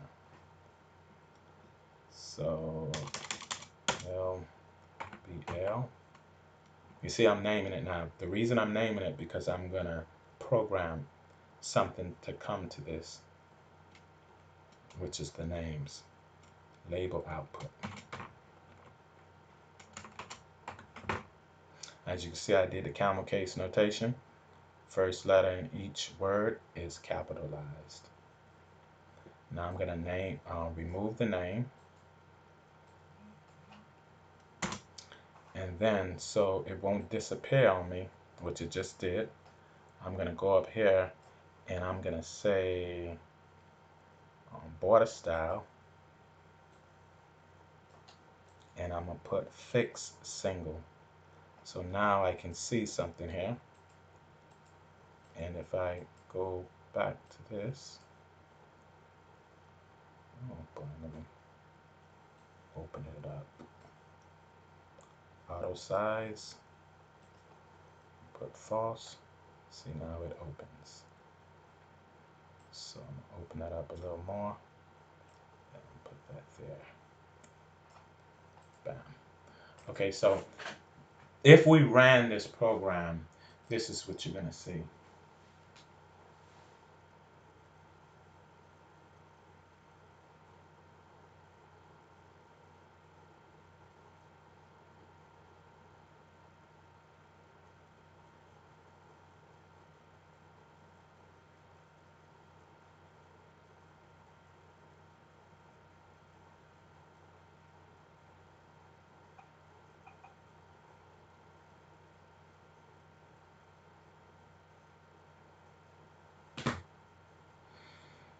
Okay, so I have that there. So this is what it looks like so far. You could still put the names there. You can put anything here, but it wouldn't matter. It wouldn't do anything. And there's our text box. So only thing working right now on this form, on this program, is because this is the actual program. Only thing working so far would be this exit. So now that we have the exit working, we're gonna start the program. So we're gonna double click because everything happens inside here. So we're gonna double click this exit, this enter, and we're gonna start addressing this program. So we're gonna say,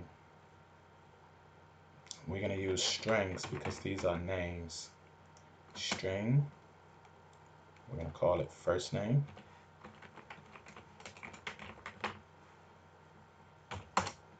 String. You see how Intellisense gave us a last name? How did it know we wanted a last name? And it's good at guessing. That's why I like the 2022 this is saying email. No, thank you, Intellisense. We like you and everything. You all cool and stuff, but I don't think we're gonna add an email address to it unless they want an email address. So since you suggested it, I don't think it's a bad idea. So let's put an email address. Why not? What do we have to lose, right?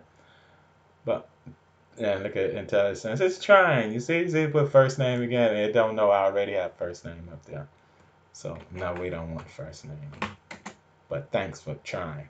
But what I want to do, I want to separate I know I just got a habit of putting things in order. I can't have middle name all the way down here separated from these two. It just don't feel good. It would work, but I just don't feel it just feels wrong. I can't do it. I gotta have the middle name in the place like how it is on the form. So we call it oops. Just call it mid. And notice we always put the lid on the jar. If the lid isn't on the jar, something is wrong. So now we have this email. We're gonna have to put an email box up here too. Okay, man. We're gonna take you. We're gonna take you and copy you. Copy V. There you go, right there. We're gonna bring you right here. Bam. Oh, can't put you there because you'll be in that box this way. So we'll just put you right here. And we're gonna rename you. Oops. Call that email.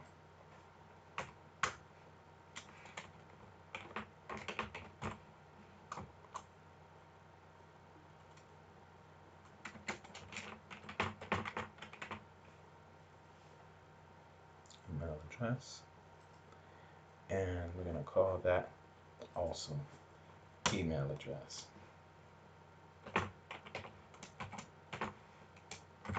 Email. Bam. So we got, is they even though? Let's see. Align lefts. Bam. You're even now, buddy. Okay, so we're gonna bring this down a little closer. So we can know that that goes there. I don't know how close y'all want it, but I like my stuff so it won't confuse the user who's using the product. And that's who your concern should be about. Because if something looks like they have to guess where it goes, it can cause an error in your program and they can put the wrong information in the wrong area.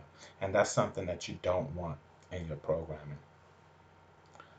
Okay, so got your printout there. I'll raise that up there.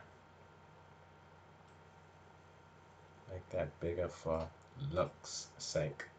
It has to look good when you do it, so I think I'll put that here. I'll put this exit here.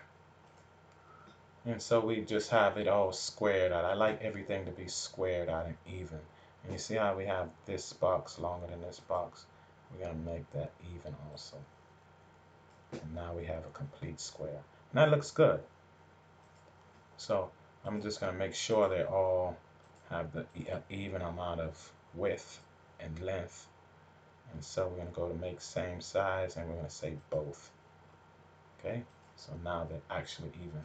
And so I'll just move this. Oh no, don't move that.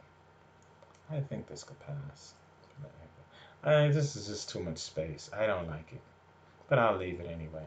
So we could also change the background of whatever is going to go here. So we're using the current background of the form, which is teal. We could change that background to something like gray. So whatever pops up here, it's going to pop up in its own background color. So that's the background that we picked. And as for the fore color of whatever pops up on here, we're going to change that color. Where's fore color? Fore color is black. We're going to change that fore color to white. Should it be white? Yeah, we change it to white. Okay, so whatever pops up here in this box is going to be white. Uh-oh, we got a problem here, Houston. We got to, oh, there we go. Change that again. For color. No, we keep that white, but we want the for color to be teal, so we'll keep that at teal.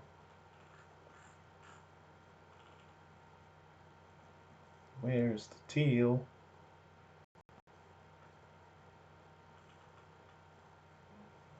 You see when you're trying to do things right, what has happened sometimes?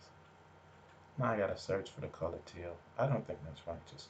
Now one way to get over that when it's acting like that, making it look like it don't want to give you the color you want, that can be frustrating. So what you do, you just highlight that, like how you copy and paste, copy, and you go right back over to the button, and then you go right back to these buttons, bam, and then you say,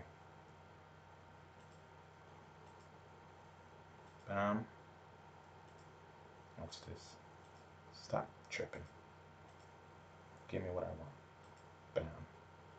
That's not what I want, I just pretended like I wanted that. I wanted this, teal, baby, teal, bam. That's what I wanted. I wanted to look like I had it looking before. But I don't know. That might be not what you want because it looks like too much like the screen. So we're gonna change those buttons colors. I liked it at first, but now that I see I don't like it. What if we put it gray? Can we do that? Gray. I don't know. Hey, no, we'll go with gray. Well, now, what if you wanted to make it look all fancy because you're just a fancy person. You could actually put a picture in the back of this for the background. But for simplicity, we're not going to add a picture in the background. But it'll really look nice. You know what? I'm going to add the picture in the background so you could feel good. So we're going to add a background image to the form. Make sure we're in the form. Add background image. And go to local resources, import. And we go to pictures and open that up and bam. Ooh, look at that. Now we have that tile. We don't want it tiled. We'll just stretch it.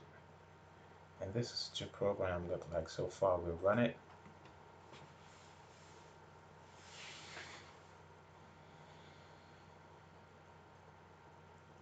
And this is what your program look like. Oh man, you're doing good. Look at that. And you know what? Image is everything. You want a program to look very presentable to the public when you put it out there. You want it to look nice. You want it to look sophisticated. You don't want it to just look like any other program because remember you're competing for buyers. You're competing for people to buy your software. And it's like shoes or clothing. People usually like eye candy. And if your software look like eye candy, the actual engineering of your software could be garbage. And they'll still buy it because they like eye candy. And I'm not saying that you should make the architecture of your software garbage, but you have to keep in mind that the looks of your software comes first, and then the functionality comes second. I mean, it shouldn't be that way, but the market of software development is so saturated that you have to look very nice, you know? And so this is what you can do. Okay, so we exit this out. Remember that the enter button hasn't been programmed yet. The only button that's programmed is the exit button. You can still add anything inside here.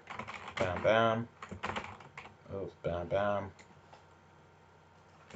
And bam, bam, and bam, bam again. Okay, so nothing happens when we press enter. Now, what I'm going to show you also is what they call index. An index is the the order in which an object is picked inside of a group. So this, like for instance, this text box here, which is text box 1, I assume. Yes, text box 1. The index, we'll go down here and look for the word index. Where you're at, index. If you see index before me, please don't laugh at me. Laugh with me. Where's index, man? Index, and oh, there you go. Tab index. Okay, so we'll make the tab index for the first object, which is this text box. We'll make it index 0. So when we ever run the program, the tab will start on index 0. Because remember I said in programming, 0 is a value. So we make this one index 1. Make this one index 2. Make this one index 3. This will be index 4. And this will be index 5. And we'll check to see what the index of these ones is. You see, and they'll track these. They have a default value, so we'll just put big numbers to these so that they'll never be called when we're working because the index number is so high. Okay, so now we save our work, and when we run our program, the cursor should start inside of this text box, which is first name, because the index is the lowest. And we could use the tab key to hop from this one to this one to this one to this one to that using our tab key. So as you can see, the cursor is blinking in the first text box, which is first name. So we put Michael. You know what? Let me show y'all one more cool trick before I do this. Okay, say for instance, we want to make sure when the user is typing in their names, everything is uppercase, so that we want to have no letter confusion. So what we'll do here is we'll highlight each one of these boxes like we did before, and then we'll go to character casing. Where is it? Character casing. There it is. Character casing is on normal. We'll put it to upper. So every character that now goes into these text boxes, that's name, first name, and middle name, they would automatically generate uppercase letters. So here we go. Michael, Claire,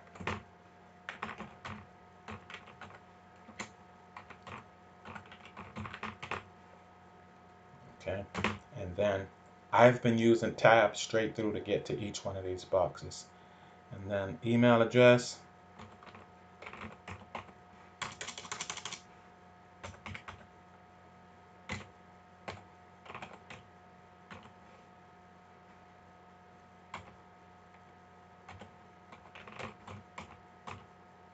oops, that's not my email address. Well, I don't really want to put my real email address because when I put this on YouTube, somebody might try to hack my email address, and I don't want my email address hacked. So don't put my real email address. But we'll still put something. Since we're using C#, we'll call it C#. At gmail.com. Okay. So as you can see, I use the tab key to get around to each one of these boxes. If I press the tab key again, it should take me to the enter button, and the next press on the tab key should take me to the exit. I'm going to try it right now. Bam, bam. And if I press it again, it's going to go back up to Michael and Claire, Elijah Muhammad. So that's what the tab index does. So we're going to exit that out and continue building our program. You've learned a whole lot so far, so you should be very, very happy that you're basically a programmer, as is. All you have to do is just practice.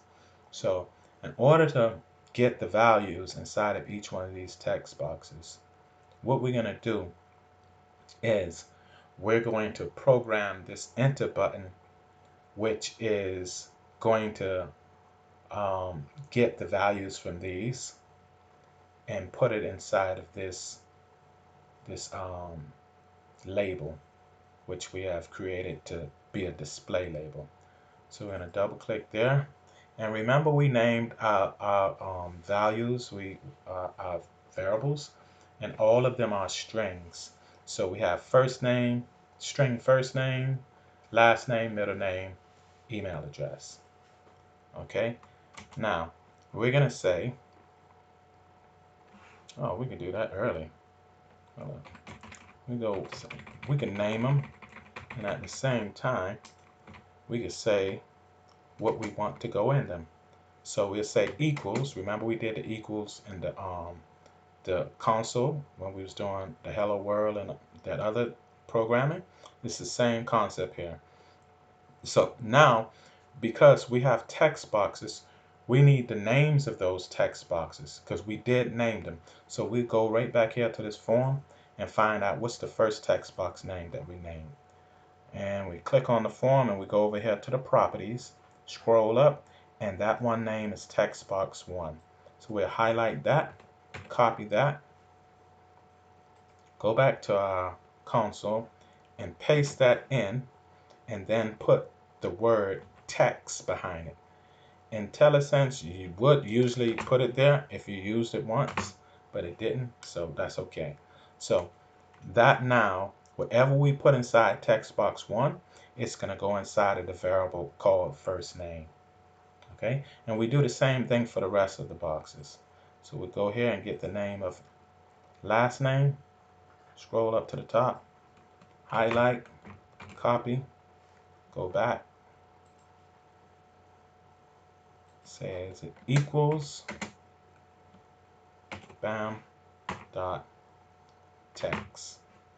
The dot text is very necessary when you're talking about text boxes or even labels.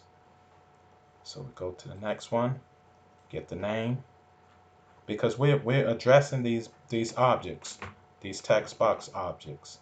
So we need their names in order to put it, to get anything out of them and put them inside of these variable names. These variable names, remember, they're cups and they are going to hold a value or a liquid, like how we said before, to make it more simple.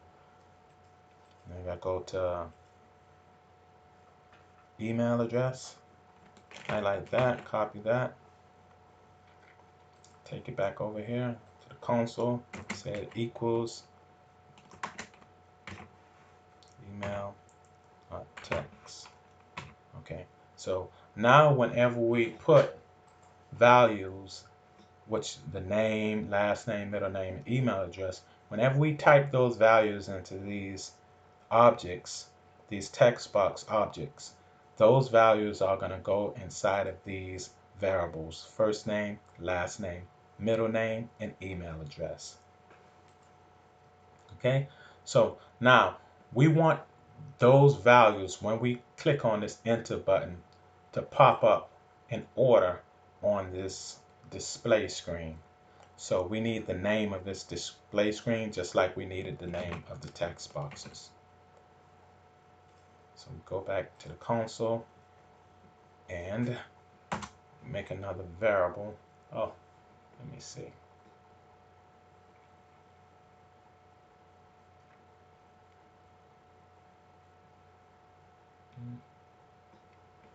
Give me a second. Oh boy. Okay, here we go.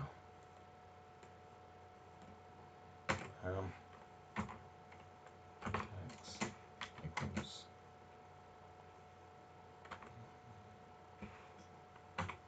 Remember the concatenation sign symbol was the plus sign. We could do the same thing here that we did before with the inside the console that we did. And email address. That same concept we could do here to get all those values inside of this box.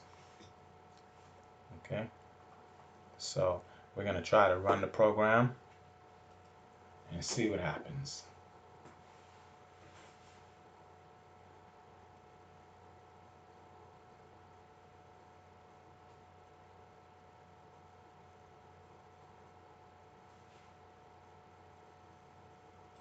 Okay, so our program is running.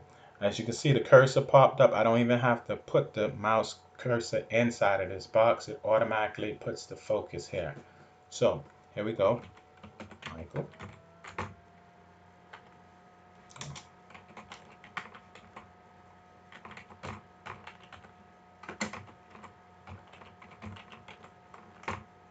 Email address.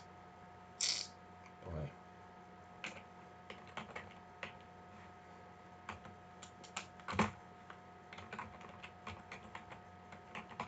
Okay, now remember, we never put the character casing for uppercase on this text box here. We only did it on these three because we wanted to make sure all the data that we get in here was clear to read.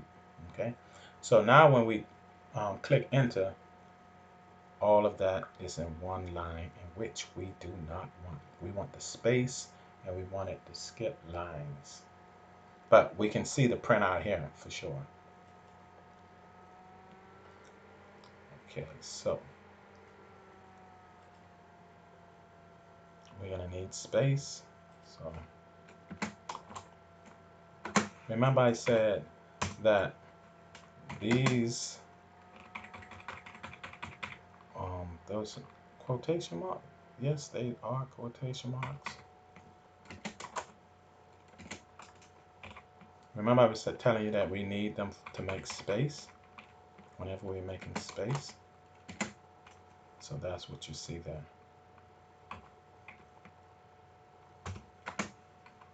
Okay. What did I do wrong? Okay.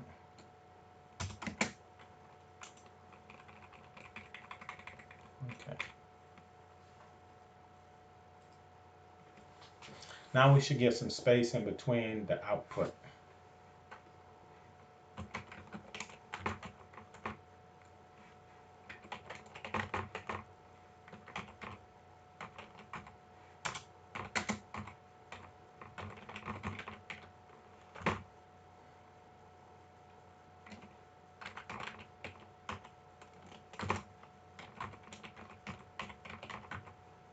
Okay, now when we press enter, now you see we get the space.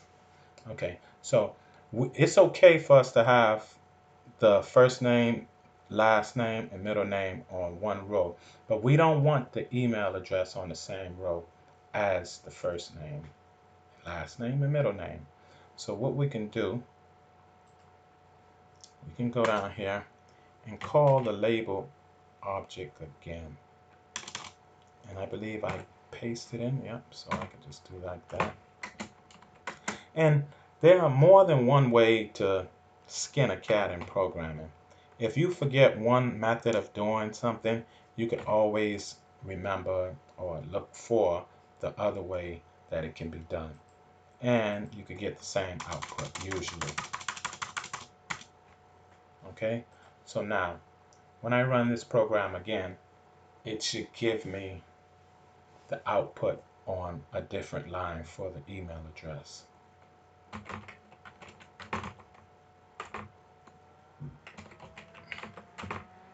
And remember, I'm just using tab key in order to switch from box to box.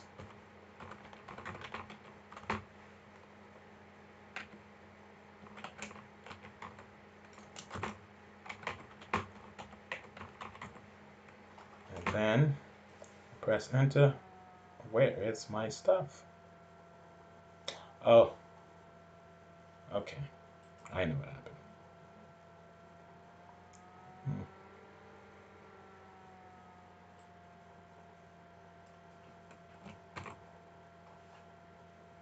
And in programming also, as a reminder, it's okay if you forget something to go on the internet and look up how it's done.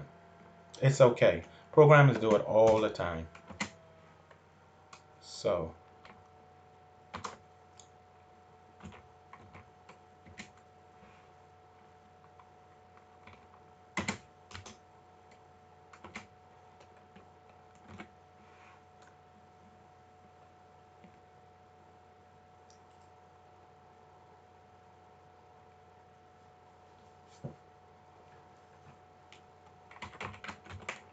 Yeah. So it doesn't make you less of a programmer if you have to go online and look up something that you forgot. I haven't done it in a while, but I will look up something if I forget it.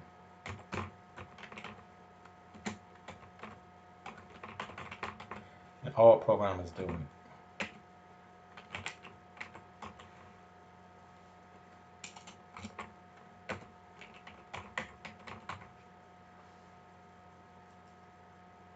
Okay, so I forgot how to make the new line go to the next line. So I'll go, and this will be good for you guys too, so you can know how it's done. Nah, it didn't want to make that one pop up.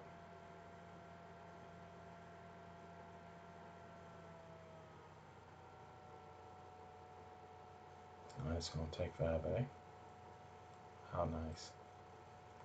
Okay, so I'll go to my book, and I'll go to, and put on my reading glasses. Where are my reading glasses? There we go. And I'll look for how you do the new line switch. New line.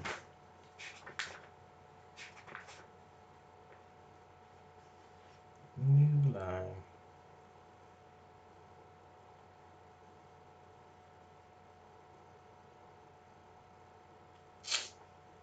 Man, let me see. So I gotta go online for it.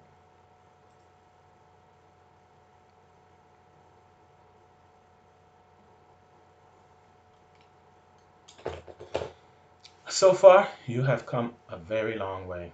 You already have your own program built if you've been following my steps, and you basically can add to that and have your own software and actually put it on the market.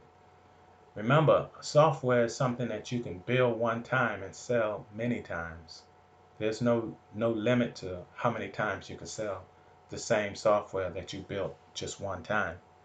Of course, you could continue to improve your software in which the product that you selling is better than the other version that you had before, and that's always a plus. That's always a bonus.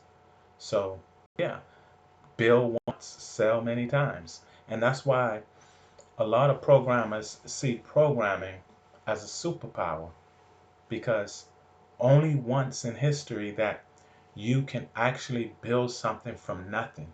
You don't need any material things, and you could build something that has a lot of value and sell it. And you needed no material items to build it. So that is a superpower that can take you from rags to riches. It hasn't taken me from rags to riches yet because I haven't applied it as yet. I enjoy teaching. That's where my joy comes in at.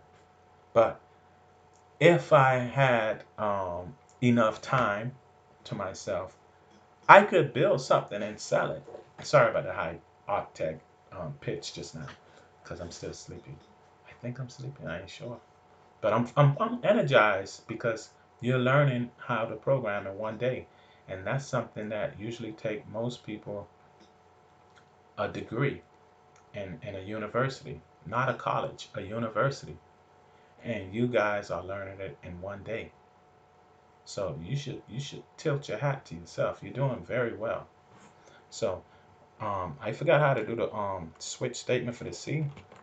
Okay, so I put C sharp new line state new line switch. See, I know what it is. New line switch.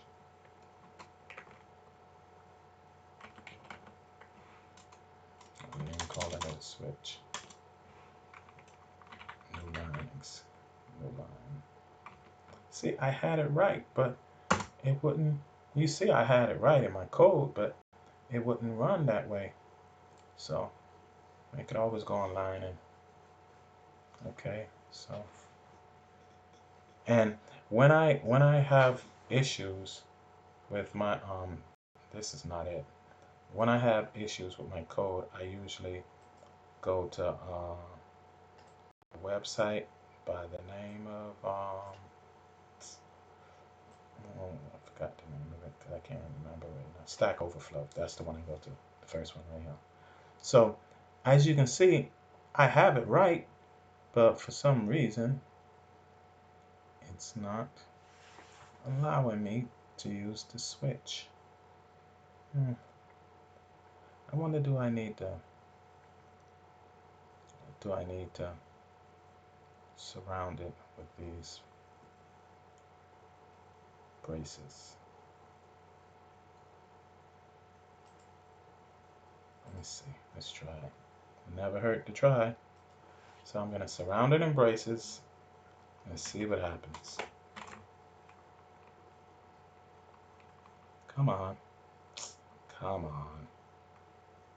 We're supposed to be friends here. Now, how did you get that? I never told you to put two of you. And you still want to put two. This is a disrespect. Okay.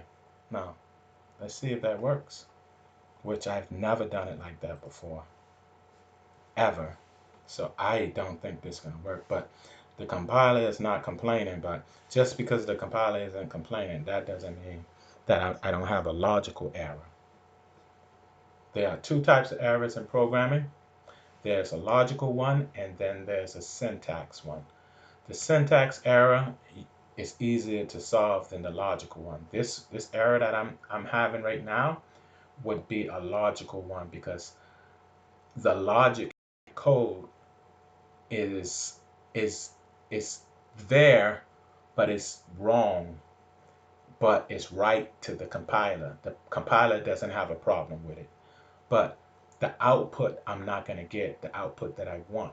So that would be called a logical um, error, and a syntax error would be one that the compiler does the squiggly brackets or crash your program because it doesn't like something that you did. I'm going to go back here again.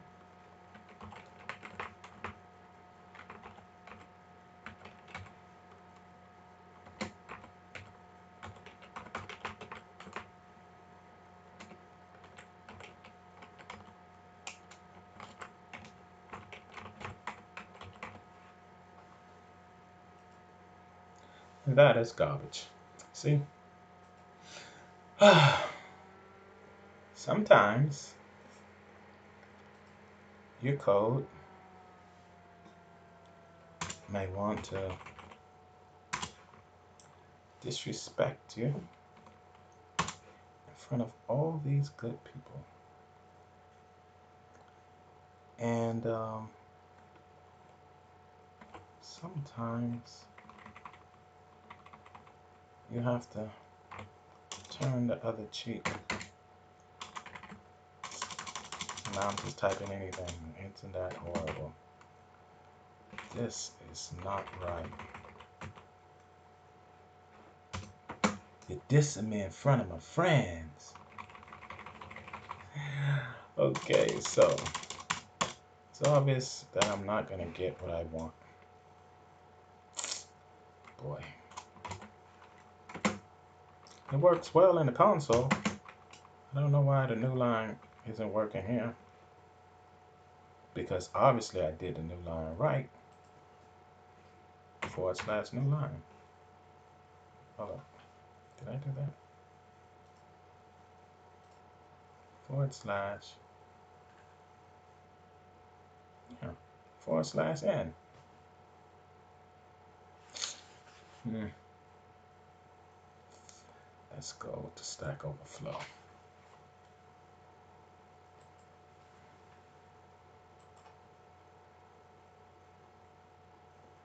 I don't want no cookies, but I like Stack Overflow and I trust them.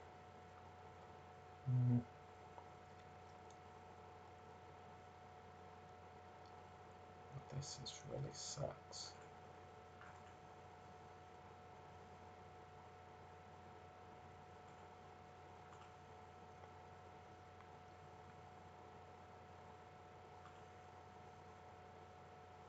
So I got all that.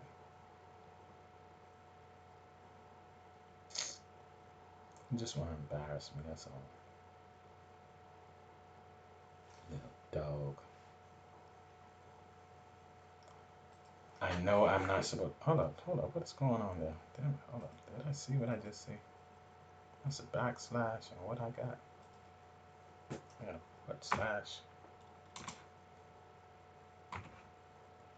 That is impossible. I wouldn't miss something that simple. I'm sure of that. I'm 100% sure of that. But if it is, I'm just satisfied that it will work.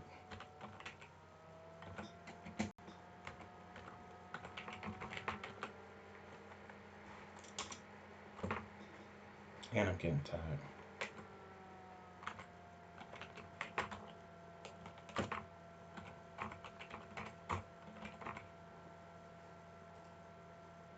Oh my God, you telling me it was that one little mistake? I had a forward slash instead of the backslash. And as I told you before, programming is something that requires detailed attention to what you're doing in your logic. Or one simple thing like a backslash could turn into a forward slash at any time, like it happened for me just now. But as I said before, there's nothing wrong with going online and looking for answers to your problem. Programmers do it all the time. Even the ones who work for Microsoft, Google, Facebook, they're always on um, Stack Overflow or some other Microsoft Docs looking for clues as to why their program isn't doing something that it should be doing. So, with that being said, there's nothing wrong with looking up things that you have forgotten inside of your program. Another thing I'm going to show you is on the exit. If you want, we can have a pop-up message to come to the screen saying whatever you wanted to say. Okay, so in here, before we exit, we can say message box show.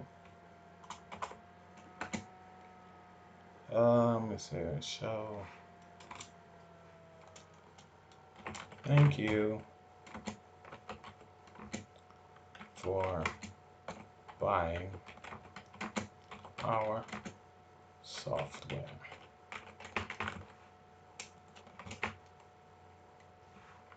And don't forget to put the lid on it. And that's the lid on the cup.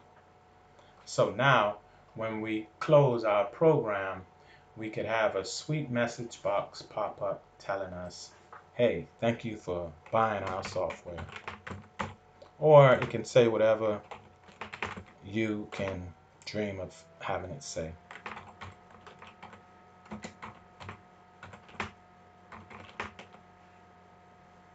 Okay. Oh, okay.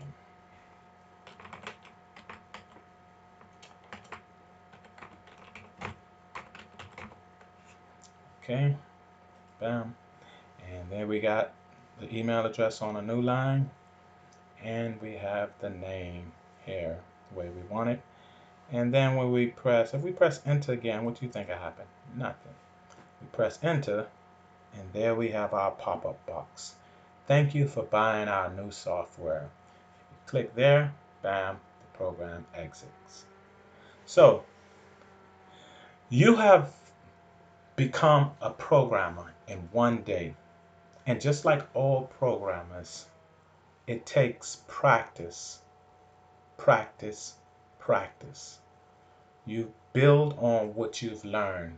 You build on the foundation that you've learned from programming. Here you have a full-fledged application that can give you an output after you put input into the output. This program here may be a simple application, but it can sell. All you need to do is hook it up to a database and you have a product. So this is a real world application that you have built in one day. I don't know how long the video is right now, but I'm sure it's over an hour or probably even under, I'm not sure. But Bahama Drama have taught you programming in the C#.net framework. So you are now considered a programmer. All you need to do is take the concepts that you have learned so far and use them. And if you have any questions, you could always come to my Facebook page or our WhatsApp group and ask me a question, and I'll do my best to get the answers for you. But suggestions are that you first try to Google it so you could get used to using the internet to find solutions to problems that you may have, like all programmers do. We always looking up something on the internet that we forgot or never knew how to do. So programming is a lifetime learning process. Within your programming career, you're going to learn different programming languages, and you're going to use different programming languages, which people call stacks. So one day you're going to use the C# stack, the next day you may use the Java stack, and the day after that you use Visual Basics, or you use JavaScript, Python, whatever. But they all start with the foundation. You learned your data types, you learned how to name your variables, you learned what type of data can go inside of different types of variables, like the string could only take string characters, the integer can only take whole numbers, and the decimals took numbers that had a decimal point. And then you learned about the float, you learned about the double, you learned about the true or false, bool, bool, and you actually got the gist of the meat of the C# programming language. There's much more, but everything surrounds what you have learned today. So it is safe to say that you are now a programmer. If you have followed me this far, you are a programmer. If you've built this project that we've built together, you are a programmer. All you need to do now is practice, practice, practice. And as I said before, if you don't have a cell phone, if you have a cell phone, try to make sure you get yourself a laptop. And please, please, please, please don't buy one of those laptops that has the SD hard drives in them. They don't hold enough hard drive space. Get your old school hard drive, the SCSI, not SCSI, but the what is it called? The y'all know what I'm talking about. The hard drive that have the spinning metal disc in it. The SATA. Get the SATA, the laptops that have SATA drives, not the ones that has the SD memory drives. I don't like those. Those don't hold enough space because, as I said before, Visual Studio itself, this IDE, it is large, very large. It's mine that I have on here is about 80 gigabytes in size, and your programs are gonna be sometimes huge. Um, Before I end this, um, I'm gonna show you how to package the program that you have built and put it on a disk to sell or upload it to the internet. Okay? And I'm sure that'll be exciting for you. Okay. So, you see right here, I went to the name of the software over here and I did a right click, one right click, not a double click, but one right click. And then I went to publish. I do a right click on the publish just one time, not a double click, just one right click.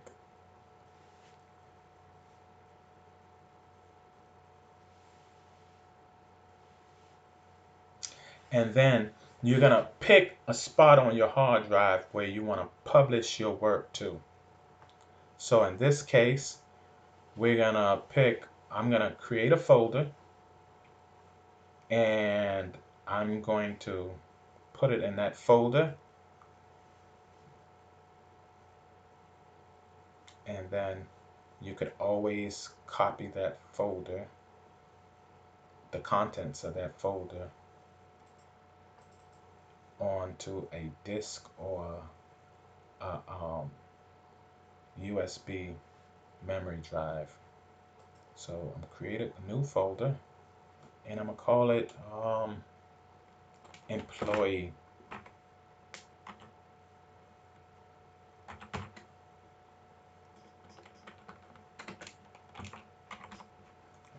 app. Simplify it. Okay, so now the publish wizard pops up, and it say, where do you want to publish this application? Actually, where should I put this program, this ingenious program that you built? Where do you want it? And it has some examples down here of where you may want to put it. You may want to put it on your local drive, which is the C, or you might want to put it up on a server. That's why you have the server here. Or you might want to put it up on an FTP server on the internet somewhere. So we go to browse, and we find the location or where we just named, created our folder. So I'm going to go on Mic, and I'm looking for documents. Go on documents, and the name of it is employee folder. So I click on that once, and click open, and now I'm ready to publish my work inside of that folder.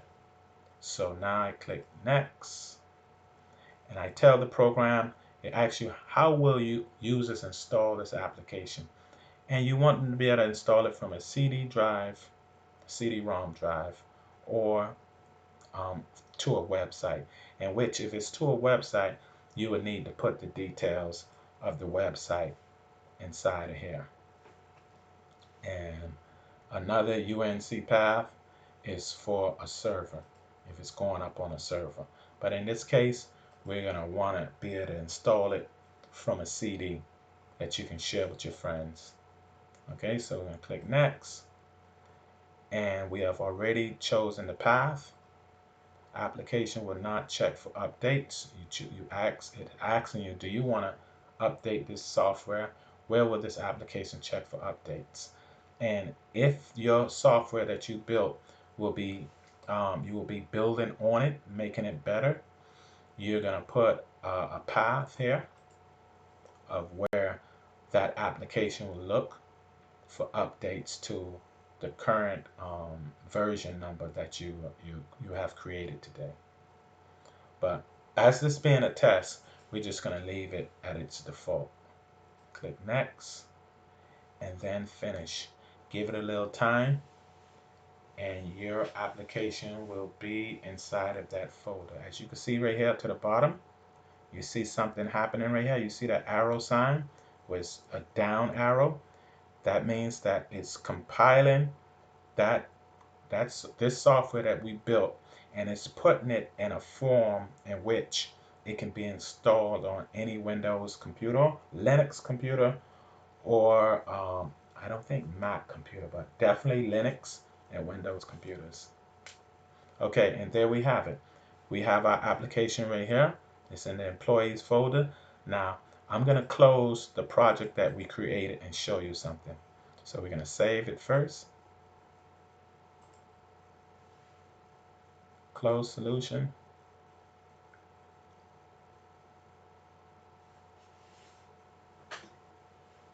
And we're going to completely exit the IDE so I can show you your baby that you built.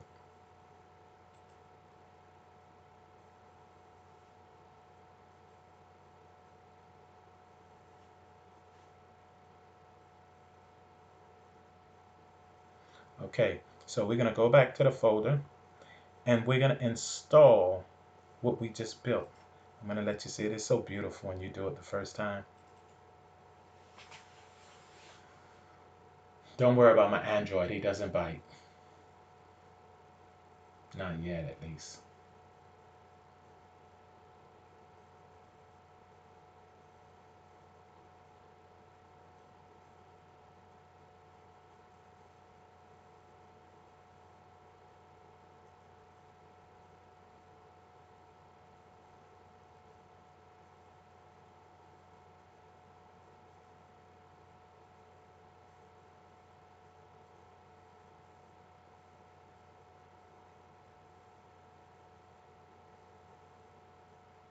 It's verifying the application requirements. This may take a few moments. Like I said before, because my computer may have viruses, for me downloading all that free software, it's taking longer than it would take if you were on a clean computer. But obviously my laptop is not clean. Okay, so you get the pop-up, which you get with all applications. And this is basic. And then you just click install. Now your application is installed. It should pop up. Bam. And this is your program. Let's try it out. Let's use a new name, Bob.